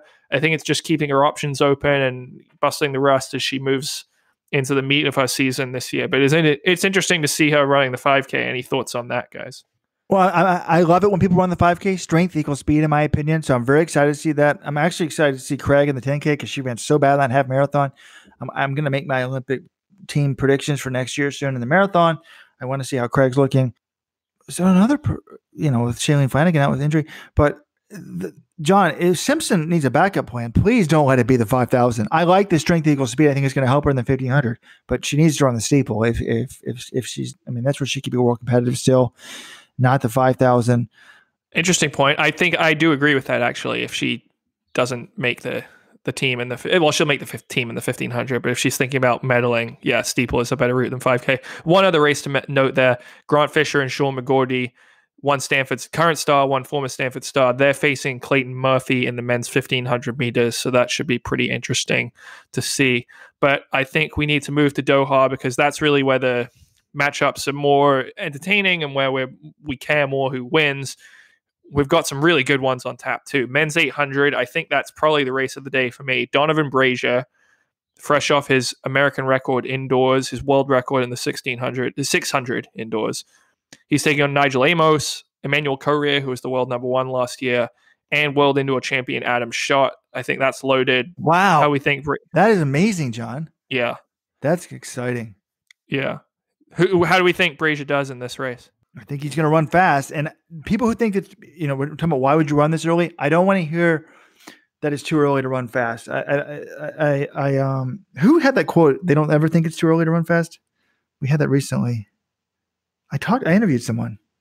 No one remembers. But when I first started coaching at Cornell, Lou Dusing, the women's coach there, who coached, I think fairly shortly thereafter, Morgan Houston, he ended up being world number 1 in the 1,500. She was on the team, and I was like, these people are racing all the time. And he's like, look, I used to think that too. And when I started coaching, he said another college coach, and I wish I knew who it was, told him, he's like, look, by the time they get to the NCAA championship in the outdoor 800, you want that to be between their 20th and 25th race of the year. And that sounds crazy. And you do the math, and it was a lot of the top 800 runners were banging out PRs in the 25th race of the year. And some of those races were 400s, obviously indoors and stuff like that, 4x4, stuff like that. But 25th race, they were crushing it. And, I just think in the 800, you can hit it pretty often. Yeah, I think Courier is still going to be the favorite in that one just because he was pretty much untouchable last year. Yeah. But Brazier was phenomenal indoors. He did lose to Michael Cerrone at Millrose, but he was in really good form. I'm excited to see what he can do. He hasn't PR'd since his collegiate record back in 2016. And I think that PR 143.55 could fall in 2019. We've got a men's steeple. No Evan Jager, no Conseslus Kiprudo. So surprise! What a shocker! Yeah, it's not as interesting as we would like. There's still Benjamin Keegan, who won pre last year. Soufiane El Bakkali of Morocco, the silver medalist at Worlds. Hillary Bohr and Andy Bayer making the trip from the US in that one. Men's 200. I want to talk about this. Talk a little sprints. So I was looking at the start list of this. There's 9 guys on the start list. 2 of them are men from Qatar who have slower personal bests than Daphne Skippers. And part of this is many of the host countries for Diamond Leagues, they'll get 1 or 2 people in who normally wouldn't be able to compete just because they're the hosts. Yeah, Jabba Hilal Al-Mamari, his PB is 21.74. Owab Barrow, his PR is 21.87. Daphne Skippers is 21.63. The problem, as I see it, and this is the worry about people with the world rankings being part of the Olympic qualification system next year, is these guys will get bonuses. One of them will get 80 world ranking points, bonus points, for finishing 8th in this race, 8th in a Diamond League. That's the same amount of points someone would get for finishing 2nd in the U.S. Olympic trials next year in terms of bonus points. You get more points depending on how fast you run. But I think that's the worry people have, is these guys are taking 2 lanes in a Diamond League 200 that could be going to guys who are significantly faster than them, and they're depriving some athletes of world ranking points. My take on that is it shows the flaws, and they need to they undervalue the U.S. championships and Olympic trials. That's why the marathon trials should just be automatically go. But the 80 points doesn't really matter because you have to run. Most of your ranking points come from your time. So if you don't run fast, the 80 points isn't going to really matter. Like they run 21.7. It's not like that's going to get them to the Olympics. So maybe it helps them a little bit. But anyone else who'd be taking anyone else who's finishing 8th in the Diamond League 200 is probably going to have no problem making the Olympics. So I don't think it really They shouldn't be in there, but it doesn't really bother me. But it shows how certain meets will have undue influence. And you want people competing at the best stuff. But then if you reward athletes who really shouldn't be in the meet and they're getting points, it's a flaw in the system. But the biggest flaw in the ranking system is that the U.S. championships and very competitive national championships are undervalued, because I think all national championships of all countries are treated the same, which is just ridiculous. I was thinking of an excuse, because IWF doesn't want to have, like, they don't want to think that they're favoring America. But really, it happens the same thing as the problem with the Japanese trials. I think the solution should be, if you have 5 athletes that are going to qualify, then you can send any 3 you want. Or maybe it's 6, if they're high enough in the rankings. And I think on Let's Run soon, we're going to be publishing we got a guy that has volunteered us to a computerized list to show you how far down, like, the 48th person would be. Yeah, very good feature coming soon on Let's Run. Women's 800. Let's move on a little bit. RJ Wilson and Raven Rogers both running this race. And interestingly, we've also got Francine Niyonsaba and Margaret Wambui. John's missing the headline. This is the swan song for Wambui and Niyonsaba. I can't wait. Yeah, this is 3 of the big 4. I mean, these 800s are stacked. I didn't say anything about the men's 800 earlier, but like Career, Brazier, and Amos, I mean, that's sick. That's a tremendous race. And this women's 800, I mean, sure, you don't have Caster Semenya in it. Please, Caster, please go run it. But Niyonsaba, Wambui, and AJ Wilson, like, that's 3 of the big 4. So should be a great one. And, now AJ Wilson is this. We didn't talk about the impact of the ruling, what this means for her, but this means she's the top 800-meter runner in the world on the women's side. And the gold medal is there for the taking. We missed one of the headlines. What a great – we didn't think about the psychological aspect. How does Semenya feel right when she hears that? That's just got to be crushing. And but maybe she thinks, I can overcome it. I'll run to the 5,000. I think a lot of athletes, they think it's about their willpower, and they don't realize how talented they are, how much testosterone they have. They think, that I can overcome it. No, Caster, you can't overcome it. You're never going to be elite again. I feel bad for it. If she was actually like a scientist, it'd be crushing. But AG, oh my God. And Lindsay Sharp and these people, are they like training with abandon right now? Like thinking, oh my goodness, this is great. Well, here's the other thing. Times are going to slow down. All these times, RJ Wilson broke the American record 2 years ago because she got dragged along. Obviously, because she's very talented, but she got in a race where she was dragged along by Caster Semenya, needed to run that fast. She didn't even win the race. She ran 1:55. So I think the times you're going to see in these Diamond League meets are going to slow way down, because you're not going to have that second rabbit in effect in Semenya or Niyonsaba dragging people through. Times are it's going to be like 158s winning Diamond Leagues. Fine. I'd like to see a real race. I'm sick of rabbit races. Well, just saying that's an effect on the sport. So that 1500, that 800 will be interesting. We've got a men's 1500, a lot of Kenyans in this field.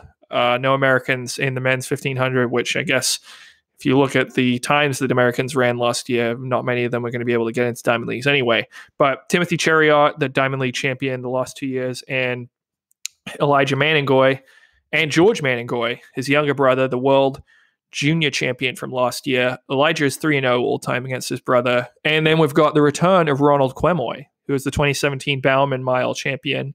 He's a 3:28 guy. He won Monaco a few years ago as well. 2017?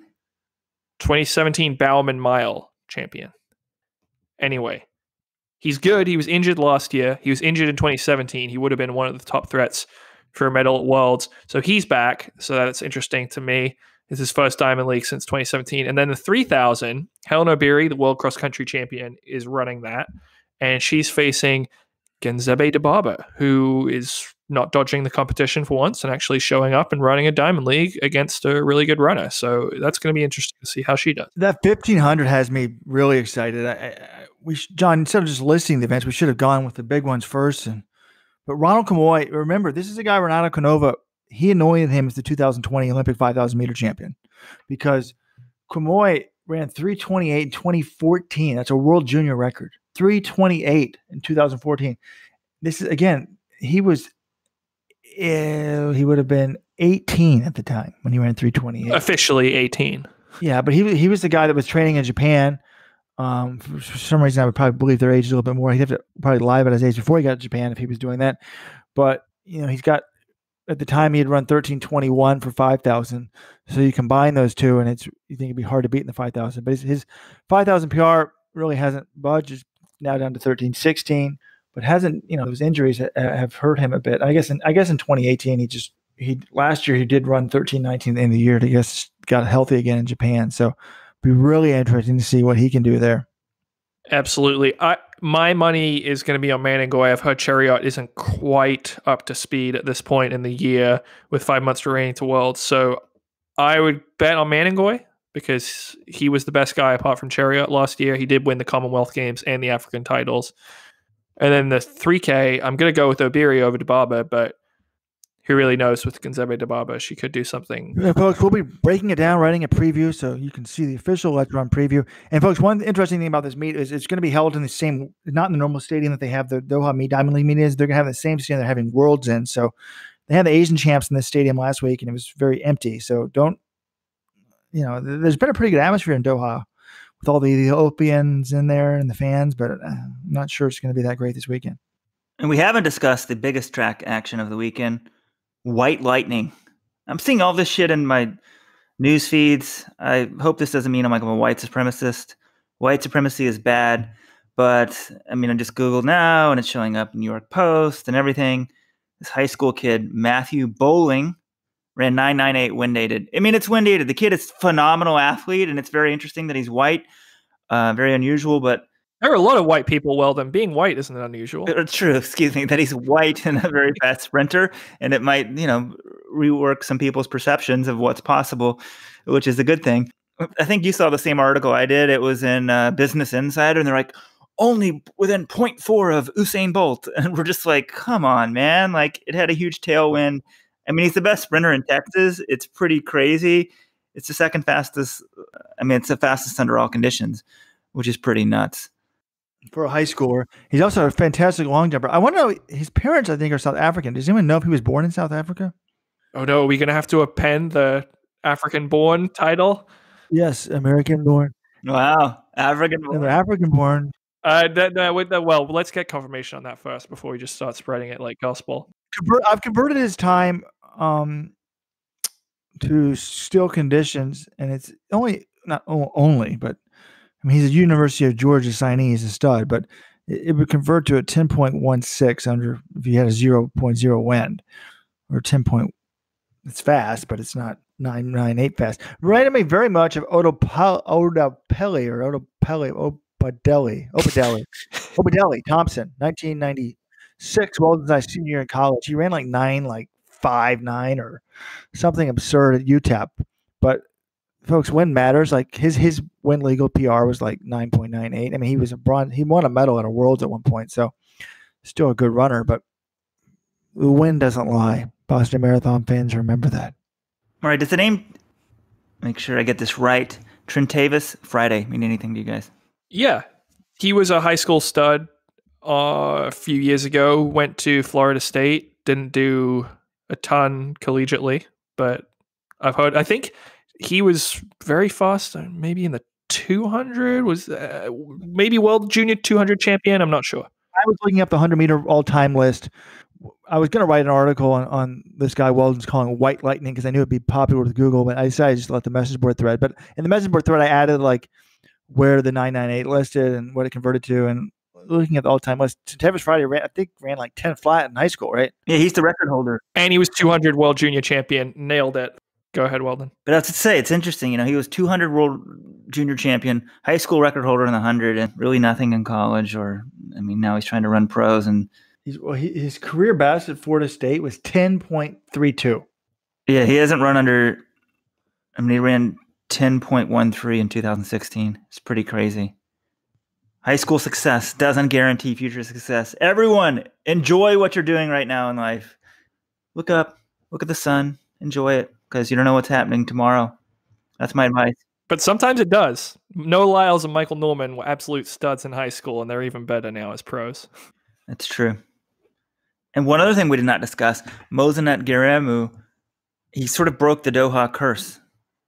Dubai curse. Excuse me, Dubai curse, yeah. He ran 2:04 in Dubai, and now he's a 2:02 guy. And without Eliud Kipchoge, he'd be the world record holder. Well, I disagree because I don't think he would have run as fast without Kipchoge towing him along. Facts. Always have to get in the way. Context. But the Doha Diamond League is Friday at noon East Coast time, I believe. maybe on the Olympic Channel, maybe NBC Gold. It's for sure on Olympic Channel later that day. So when you get home from work, you can watch it. But Robert, John, any final parts before we talk to Mike McManus on the HOKA Carbon X project? Or you guys can ask me anything ultra. I still trying to write an article on this thing, preview it, but man, I don't like. You haven't hyped it up appropriately, Weldon.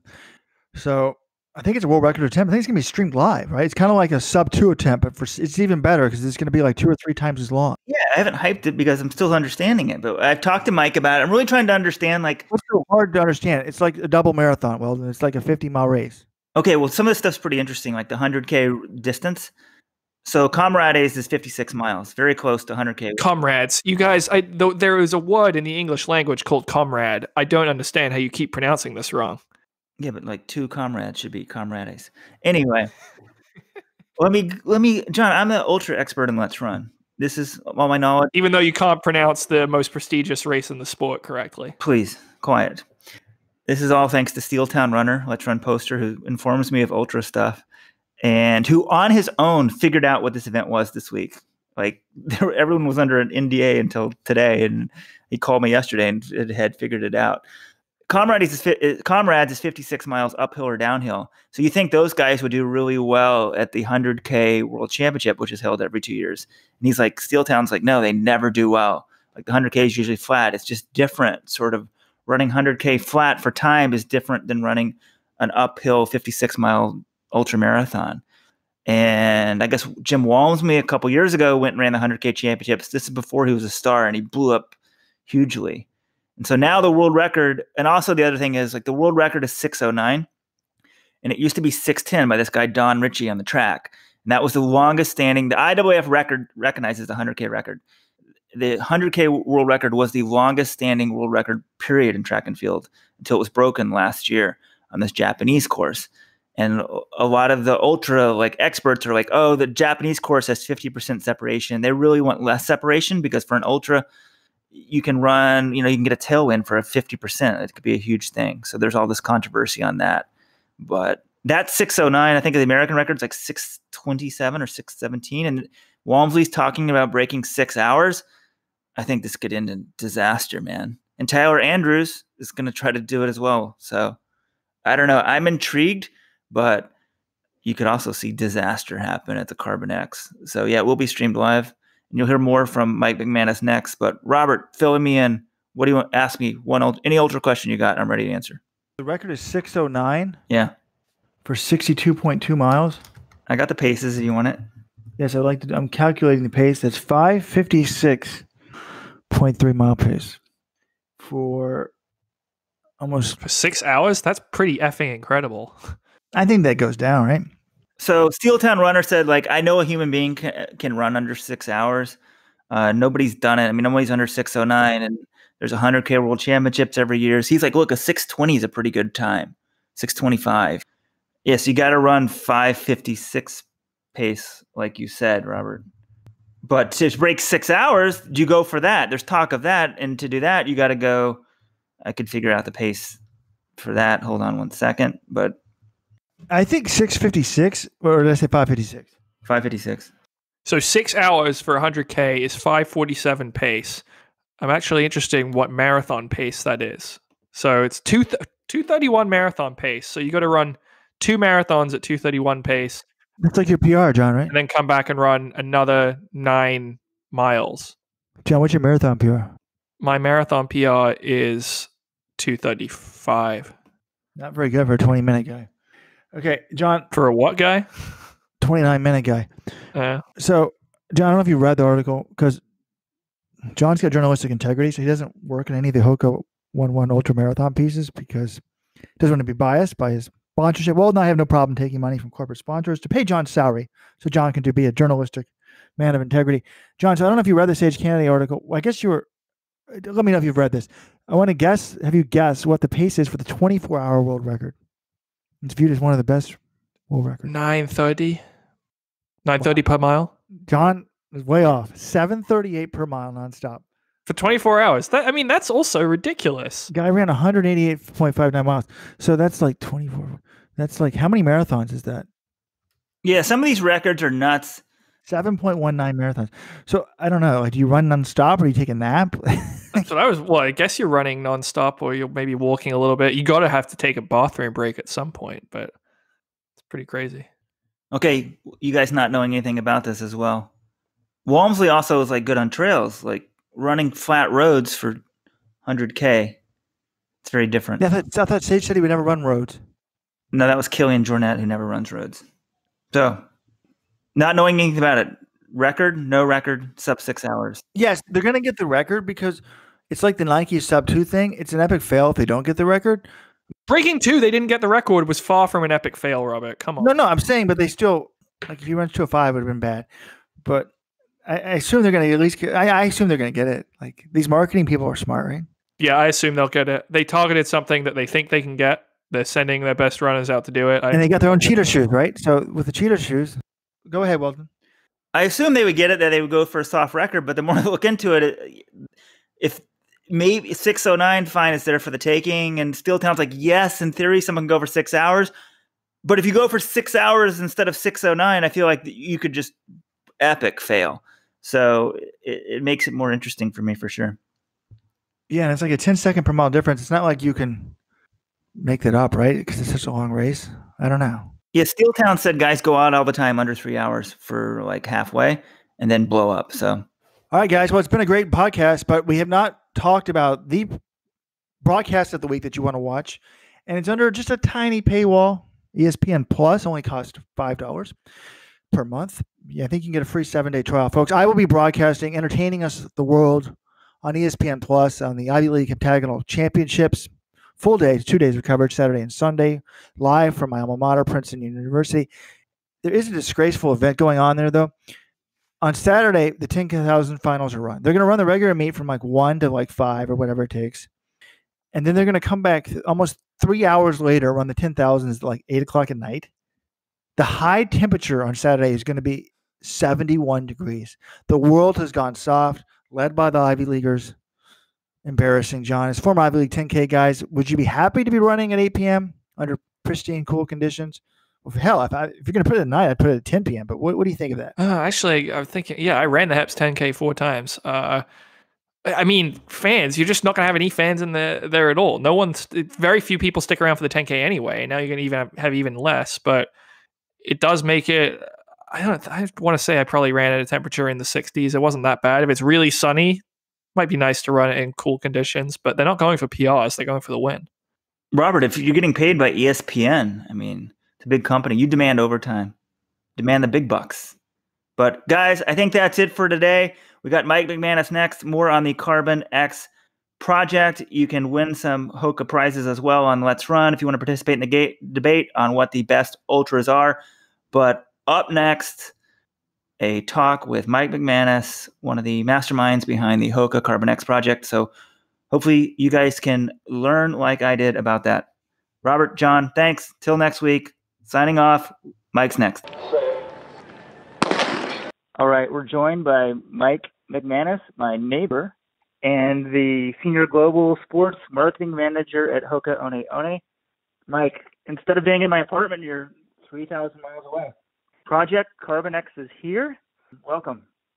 Thanks so much. Well, I think you're coming out this week to check out the event yourself. But yeah, I mean, funny enough, running into you out on Riverside Park, walking your 3 dogs, running, let alone your neighbor. But be good to have you out on the West Coast this week to come check out our event that's going to highlight Carbon X shoe, and of course, the big thing is going after a world record for 100 kilometers.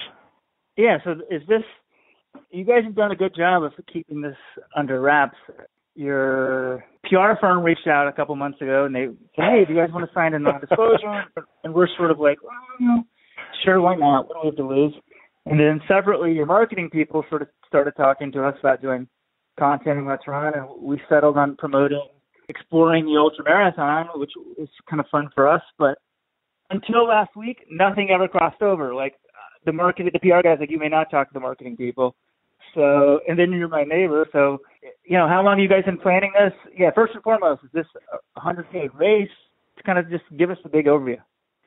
Sure. I mean, I don't know how much of a secret. We've been trying to keep it secret, but I've been on your message boards and at least reading, and I think some people have got a bit of a clue, or maybe they know as much as I do, or they're sharing. But you guys seem to always be like tip of the spear in terms of what you know. But yeah, I mean, the 100-kilometer event is certainly our way of creating excitement and awareness out of our new shoe. It's called Carbon X, and it's going to debut, of course, at the race, and then be available to everyone right after. And more than that, we're going to do it in a big way, having a 100-kilometer world record attempt, and that will also go after national records and also distances and routes. So like 50 miles and 100K, and we've got some of our best athletes coming over and taking part, and of course they're going to be running that Carbon X shoe. But just building excitement around. We think ultra distances. It's where our brand certainly the genesis of HOKA comes from, that ultra trail background. But also, we've got a really exciting product in Carbon X. So putting those two together and have created our own event this week. So that's sort of the overview. You asked about, how long we've been planning this event, and I would say, wow, it's been over a year now. We started with, I think the idea of first doing a launch event around Carbon X, and, maybe going down a traditional route of, we started talking about something that was long that would fit our brand, coming from that ultra background and going after 100K, but I mean, Weldon, there aren't that many 100Ks around you. And when you start talking about world records and you want a fast 100K on the road, you really start to narrow it. So as you start to look at the time frame of when we wanted to launch and what we were asking, a relatively flat, fast course, lines up time-wise, lines up with our athletes' needs and when they can do it, we came back around to, hey, I think we need to figure our own event to put this thing on. And so that sort of has been crystallized over the last year, but I would tell you it's been, a good year in the making to help create this event. And the other part of it was, as you said, keep it under wraps and not unveil it until really the last minute here. So we're just unveiling it now to everybody. And I mean, it's right in your face. Well, you guys did a good job of keeping it under wraps. And you're right. One guy I did know. I did just get off the phone with message board poster Steel Town Runner. He's like an ultra expert. He knows what's going on. I thought this guy was like an employee or something. I read his thing and I was like, oh my God, man, where's his intel from? It's pretty good. No, he's the guy that I go to for ultra advice, and I was just sort of talking to him in general about our exploration of ultras and like what he thought were the best ultras. And he goes, hey, you know anything about this Carbon X thing? And this was last week. And I said, I know something, but I can't say anything. He was kind of guessing around what he thought it was. And somehow this week he figured it out. He listened to this podcast with Sage. He started looking at tweets of some of your athletes, and he saw some cryptic thing and sort of figured it out. And then I think he's got, who knows? He wouldn't tell me who, but he's got somebody somehow. And so he knows what it is. But it sounds like he got kind of 3 events going on, at least on the men's side. So the big goal, I guess, is the 100K world record. And in talking to Steel Town Runner, it was pretty interesting because he wanted to make it clear he thought the existing road record, the 609, it's like that shouldn't count. It was on an aided course. The ARRS doesn't recognize it because the record before that was by Don Ritchie. It was on the track. And I guess that was the oldest record in track and field.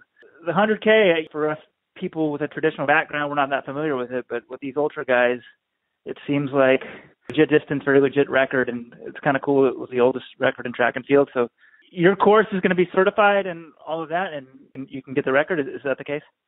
Absolutely. I mean, and look, I mean, it was the 100K we just set last year, and it was at Lake Saroma in Japan, and that was actually one of the events we looked at doing, but it also falls like right in the same week as Western States 100 miler, and of course 100 miler Western States, really the biggest and best known 100 mile trail race in the U.S. But one of our lead guys is going to be racing is Jim Walmsley, and he wants to defend at Western States. So we actually looked at, hey, we could actually just do this product launch at Lake Saroma and take all the athletes over to Japan and have at it. But when we wanted to launch was, this is a better time for us, and also it started to collide with our own athletes. But Lake Seroma, okay, I'm not going to get in an argument with your source, but I think it's a legit course. I mean, if you follow the guidance, I believe there has to be, you're allowed about a meter per kilometer drop in terms of elevation, and the start and the finish have to be within about 50% of the distance. And I think those are two of the main parameters in a legal course. And Lake Seroma, I believe, is, if it hasn't been ratified, it's going to be ratified. But, Don Ritchie's a total stud, and I actually think they have a track record and a separate road record. So I think you could get in the weeds and say, they're actually two separate records, and nobody really replaced Ritchie's record. But, that 6 hours, 9 minutes, and 14 seconds is sort of the record we're shooting for right now. And that was just last year. So that's sort of what we've created with our project Carbon X, and it's going to start in Folsom and pretty much jump on the American River Parkway and head down towards Sacramento, and it runs point to point for about 20 miles, and then it intersects and does just under a 5-mile loop 9 times. And so it's legal, it's fast, and we've got it. Sacramento and Folsom counties completely approving of the whole thing. We have USATF out there officiating and drug testing and course certifying and all that kind of stuff. So if we get a record, then we think it's going to stand. I think it will stand, and I guess that's the question. Can you get it? Talking yesterday a little bit, it sounds like you've got Tyler Andrews moving up in distance, and he may be targeting the 50-mile record as well. And then you got Jim Walmsley, who everyone on Let's Run is very familiar with. Maryland's familiar with him in general, but I feel like on Let's Run, he's got a sort of special place in people's hearts because he's a pretty good track runner. He's qualified for the Olympic trials. He sort of focuses on trails in Western states, but he's turned some heads on the site, and people like me who really didn't follow ultras much, definitely aware of him. And hey, Tyler, he advertises his camps on Let's Run, so I'm familiar with Tyler too. But Tyler's never run more than 50K, I think. And so he's going to go for 50 miles, or he's going to go the full 100K. Is there any talk of trying to break 6 hours for the 100K? I mean, all those things. So, we expect all the athletes to finish the race. So whether they're walking or crawling or they completely blow up, I mean, the guys need to get to the finish line. And we're actually looking in, even if you get to 50 miles and let's say they break the record, I believe they still actually have to cross the finish line at the 100K for that 50-mile record to count. But I mean, 50 miles definitely a record. I mean, Bruce Fordyce has the world record, and so I think just going back to the people you were talking about, Tyler and Jim are two of the athletes that are going to go for it, and they're probably going to go out, just in speaking to them, the most aggressively in the race, and I think both those guys are looking at kind of 6 hours is their target for 100K, which, if you start doing the math, that's 5 minutes and 48 seconds per mile, or, you're going through the marathon at about 2:30. So you're not jogging, you're rolling through there. And Tyler, if you've looked at his Strava and his training, as you pointed out, he's run last year on the track. We put together a 50K for him, and in Santa Barbara, and he ran 2:46, which is the pending world record on the track for 50K. So he actually has a pretty good margin, but he's been talking about going out actually a little bit faster than 3 hours through the first 50K. And then, as you said, he's never run further than that. So he's not exactly sure what's going to happen, but, he's starting to expand his distance appetite. And so he really wants to go after the 50 miler and the 100K. And then, of course, Jim is, I think to a certain extent, he's a little bit polarizing on Let's Run. And of course we love that. He has a legit track background. He's a 13:52, I think 29:08 college runner, ran like 8:40 in a steeple, and but then he kind of jumped right into ultras, and he's actually had already one failure at 100K on the roads, but he really prefers the trails, and he's just knocked out course record after course record in distances, 50-mile, 100K trail distances, but he wants this record too, and he's thinking, hey, that world record for 50 miles is a target.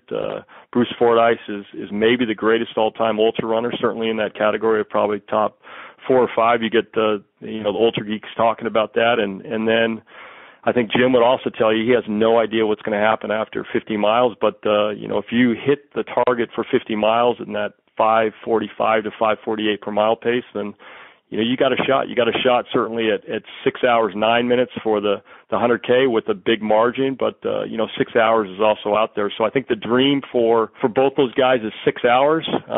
But I think, anything world records and, 6:09 would be fantastic. The American record is still Max King actually, which is like 6:27. So, no American's gone faster than that. So there's a lot of, I'd say, national records, but yeah, I mean, those guys, Jim and Tyler in particular, want to take a big swing at some of these world marks and get after it. And, the other part of it, Weldon, is there's just not, as I was saying, there are not that many courses specifically anywhere, but certainly in the U.S. that you can go out and run a really fast time on.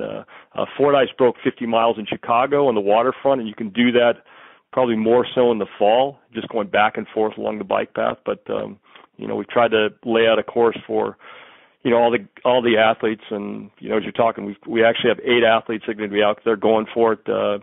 You talked about Jim and Tyler, but Patrick Reagan, I mean, he was third in the 100K roads back in 2016. He's been top 12 at Comrades, which is a similar distance but a much hillier course. And one of the other superstars that we haven't talked about is Hideki Yamaguchi, who's just a total badass. I mean, he's 2-time defending world 100K road champion. And I did listen to the podcast with Sage. Sage is one of our athletes. He's going to be pacing, of course, because he's gearing up for Comrades. But, Sage ranked the world 100K road as one of the top 5 most competitive roads. And Hideki has won both in 2016, and the last year is actually the second time he won. It was in Croatia, and it was a tough course. It was like an out and back rolling course, and he stayed off the pace. Hideki did until the last 20K, and then he just ran super even. He passed the South Africans and won for the second time. So the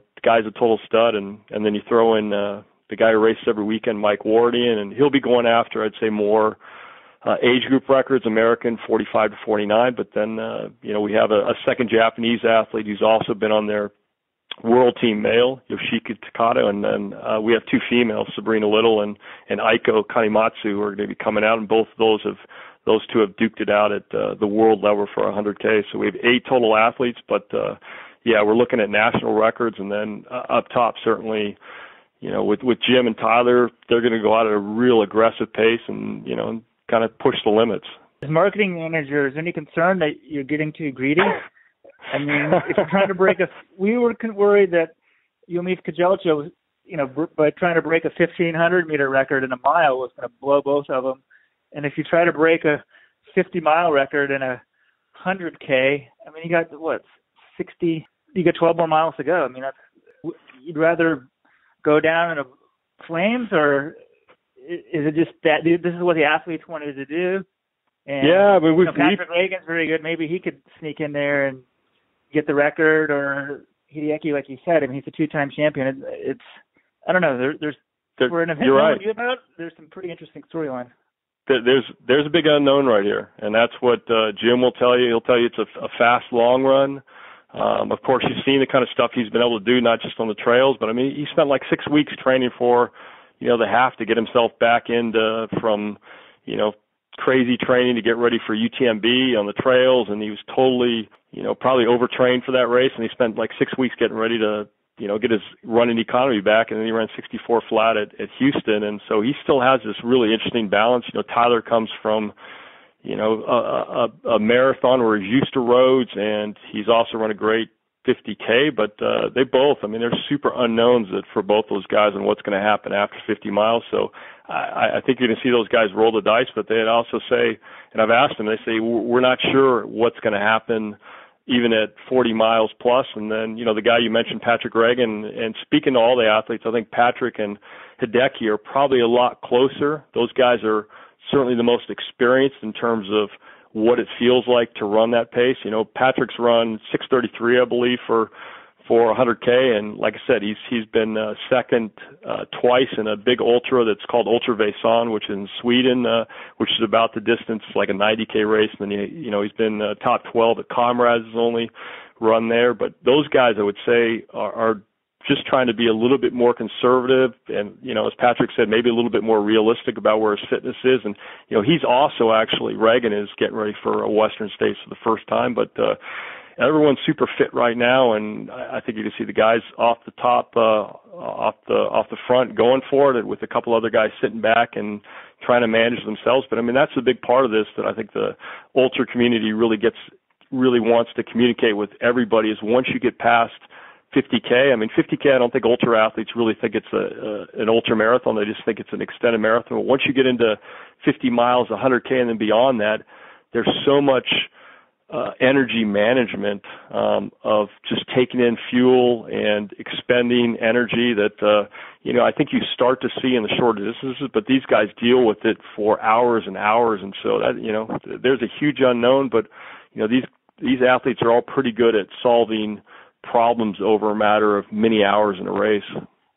Steeltown runner, when I just spoke to him, he said, well, then this is different. You have to deal with food. Essentially, fuel, he's like, you guys don't get that. And it's pretty interesting what he was saying about the 100K. He said what's this quote? Some consider it the hardest event they ever run in terms of the roads. He just said it's very hard because, especially if you're going for a fast time, just like Comrades is almost close in distance. I think that's 56 miles. 56. Yeah, it's 2 times a marathon and a 5K sprint, they call it. But with a lot more climbing, and of course they switch distances every year, or they switch directions. So uphill and downhill, it's, Sages is his year. It's an uphill year, but there's still a lot of, uphill and downhill in both directions. Well, that's what Steeltown was saying. He's like, you'd think that Comrades, which has a ton of prize money, all these guys go out there and do that, but those guys will do really well. There's this 100K World Championships, as you said, every 2 years. It's like historically the South African guys do not do well at it. Like running flat for 100K, it's just a different type of running. I think it is kind of interesting that with this, you do have a 100K World Championship every 2 years, and yet this record hadn't been broken in over 40 years until last year. So yeah, but they put it in. They put it 6 hours, man. I'm going to be impressed. I know nothing about this. I was just saying they put the worlds, of course, all it's no different than the World Championships or Olympics. Man, I don't think anybody's going to go and threaten the world record in the marathon in Doha this year, and in Tokyo in 2020. I mean, the course is insane that you're going to have just weather-wise. I don't know if you've been to Tokyo during the summer, but the conditions are pretty rough to run a marathon. I mean, I was in Osaka in 2007 watching the Worlds, and those conditions were really bad there as well. And that's the 100K Road Championship has been run in strange conditions. So the Croatia conditions really humid, and just a hilly course is not unusual. But to make comparisons, Sacramento, it could get a little bit warm this weekend, but it's probably going to be low 50s to start with, and the temperatures will climb. We'll start them at 6 in the morning. But in a relative sense, there's about 800 feet of total net elevation climbing, and a lot of that's kind of a rolling first downhill, 20 miles gradual downhill. There's about 1,000 feet of downhill, so you've got a net of I think 200 feet. So it's flat, but over 100 kilometers or 62 plus miles. I mean, it's really compared to most of these other races like Comrades.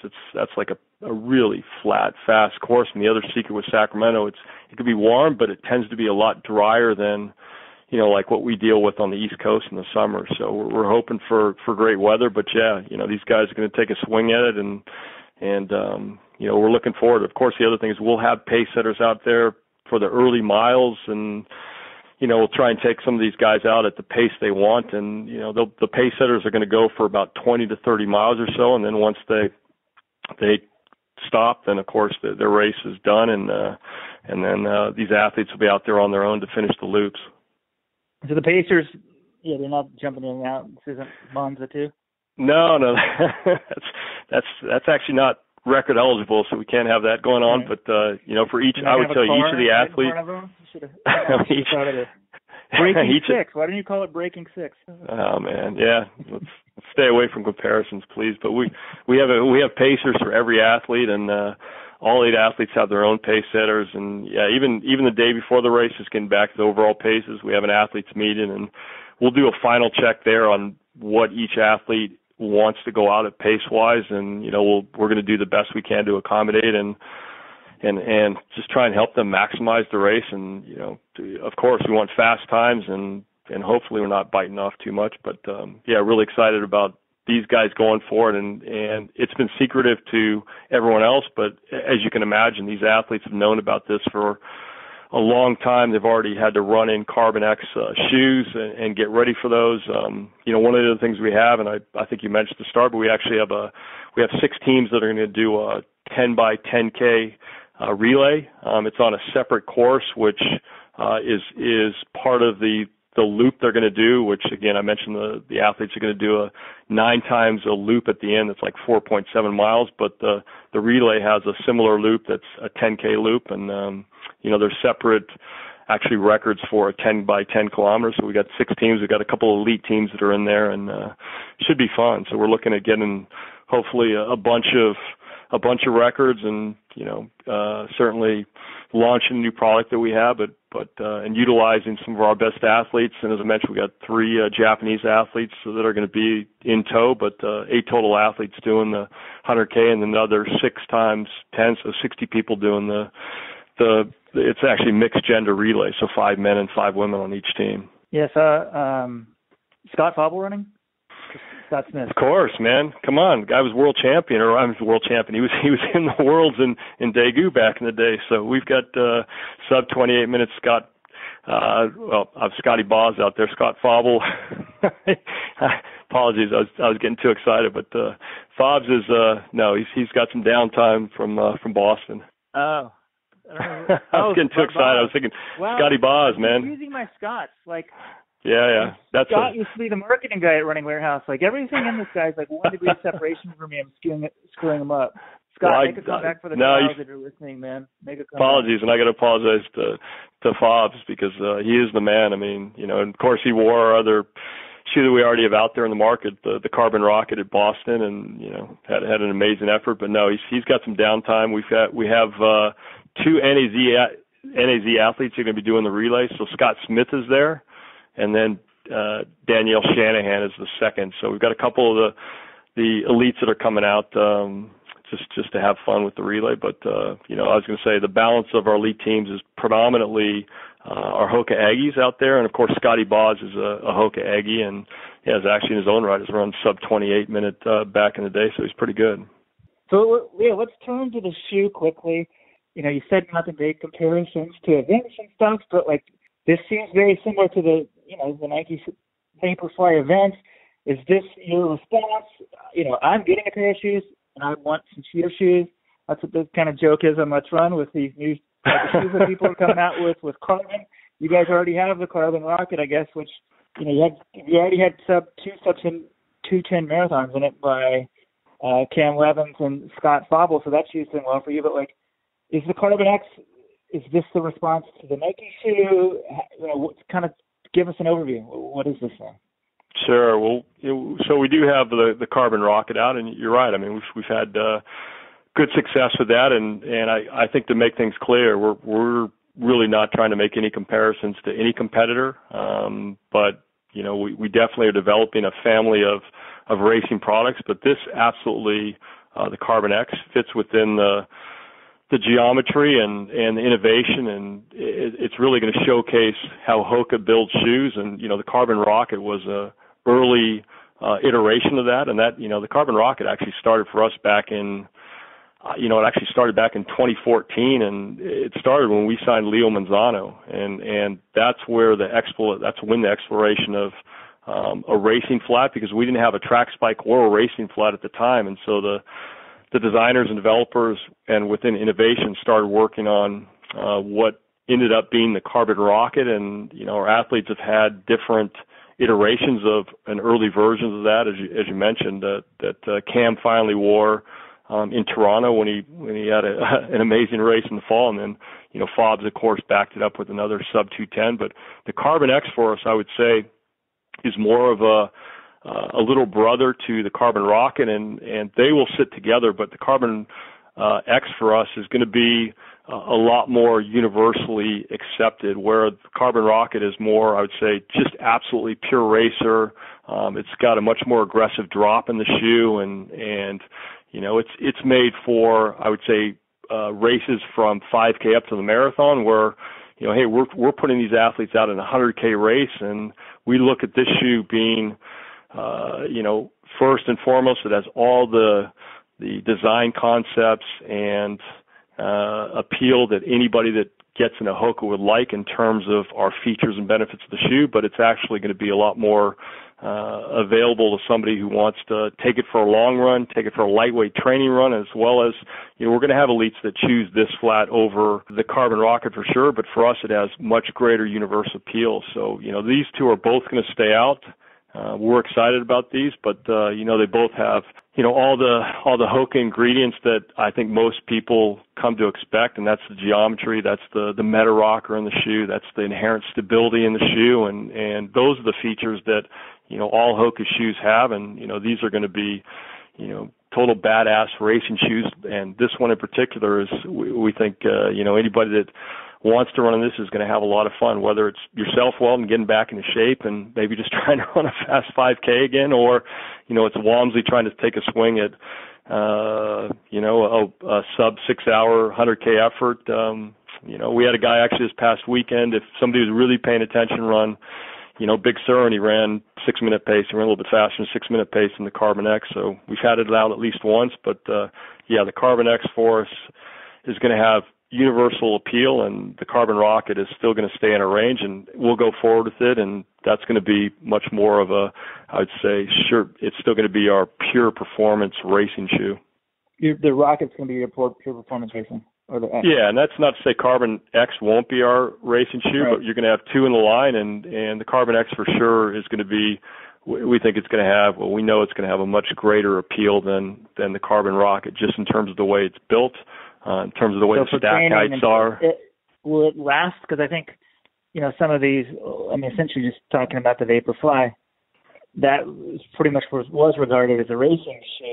Is this shoe designed more for training as well? Or is it, you're talking to the wrong guy, because I'm not the shoe expert, but I'm kind of curious. All the above. I think we need to get your, the guy you've been getting information and getting a pair of these. And of course, you're going to get a pair this week. But no, we feel very good about. We feel very good about how this fits in our range, but you're going to look at the shoe and go, yeah, okay, that's a HOKA shoe, and it has all those features that you would think of, with the, it's super lightweight, but it's oversized, so it's got big stack heights, but the drop is, I think, about 4 mils, and you've got a very stable geometry that it's built on, which all our shoes are, and which is unique, and also the Meta Rocker, along with, of course, the carbon fiber plate. So you're going to have all these ingredients together, and it's a fun shoe. I've gone out there actually on Riverside and done a few training runs in the thing, and that shoe's not going to break down anytime soon. I've been paying attention. I could have seen it. So too many dogs you got to deal with. Yeah. On next week's podcast, everybody, I will be an expert on the shoe. I'll be wearing it during the podcast because I need all the help I can get.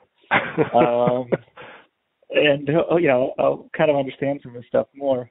It's interesting because I was familiar with, after Fabo and them and even Cam, I was like, wait, because I kind of knew this event was going on. I'm like, there must be racing in the Carbon X, but they're like, no, they already, this Carbon Rocket's new, it's really doing well. And so it's kind of interesting that, you consider that pure racing, and you have this other shoe as well, but you guys must be excited about it. I feel like otherwise you wouldn't put on this event, right? I mean, this is a culmination of, it sounds like 5 years of research, which is pretty crazy, because 5 years ago, that's probably about when I first heard of HOKA.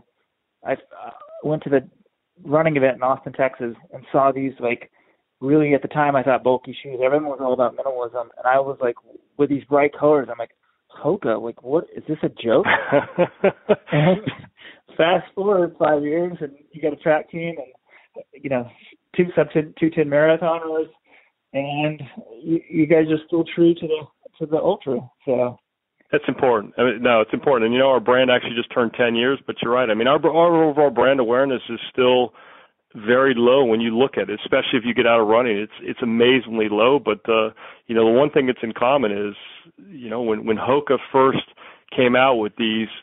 It's very unique geometry and its own technology, and it had this mass, and I think especially because the way at the time the market was almost in the opposite direction, a very minimal type of shoes, barefoot construction, all this kind of stuff, and then HOKA was trying to solve a problem. The co-founders were trying to solve a problem of how to not break your quads when you're doing these long, trail races and you're just busting down hills and stuff, and how it just tears away your quads and your hips and all that after many miles. So they were trying to solve a problem in that way, but that's how those features came out of the geometry and the midsole volume, that you have this active foot frame and what we call the meta rocker, how you roll across. And so all those ingredients of you go now forward to when you discovered the brand, but now into Carbon X, and it's still Carbon X features all of those things plus the carbon fiber, but they're all still very unique to HOKA and fit well within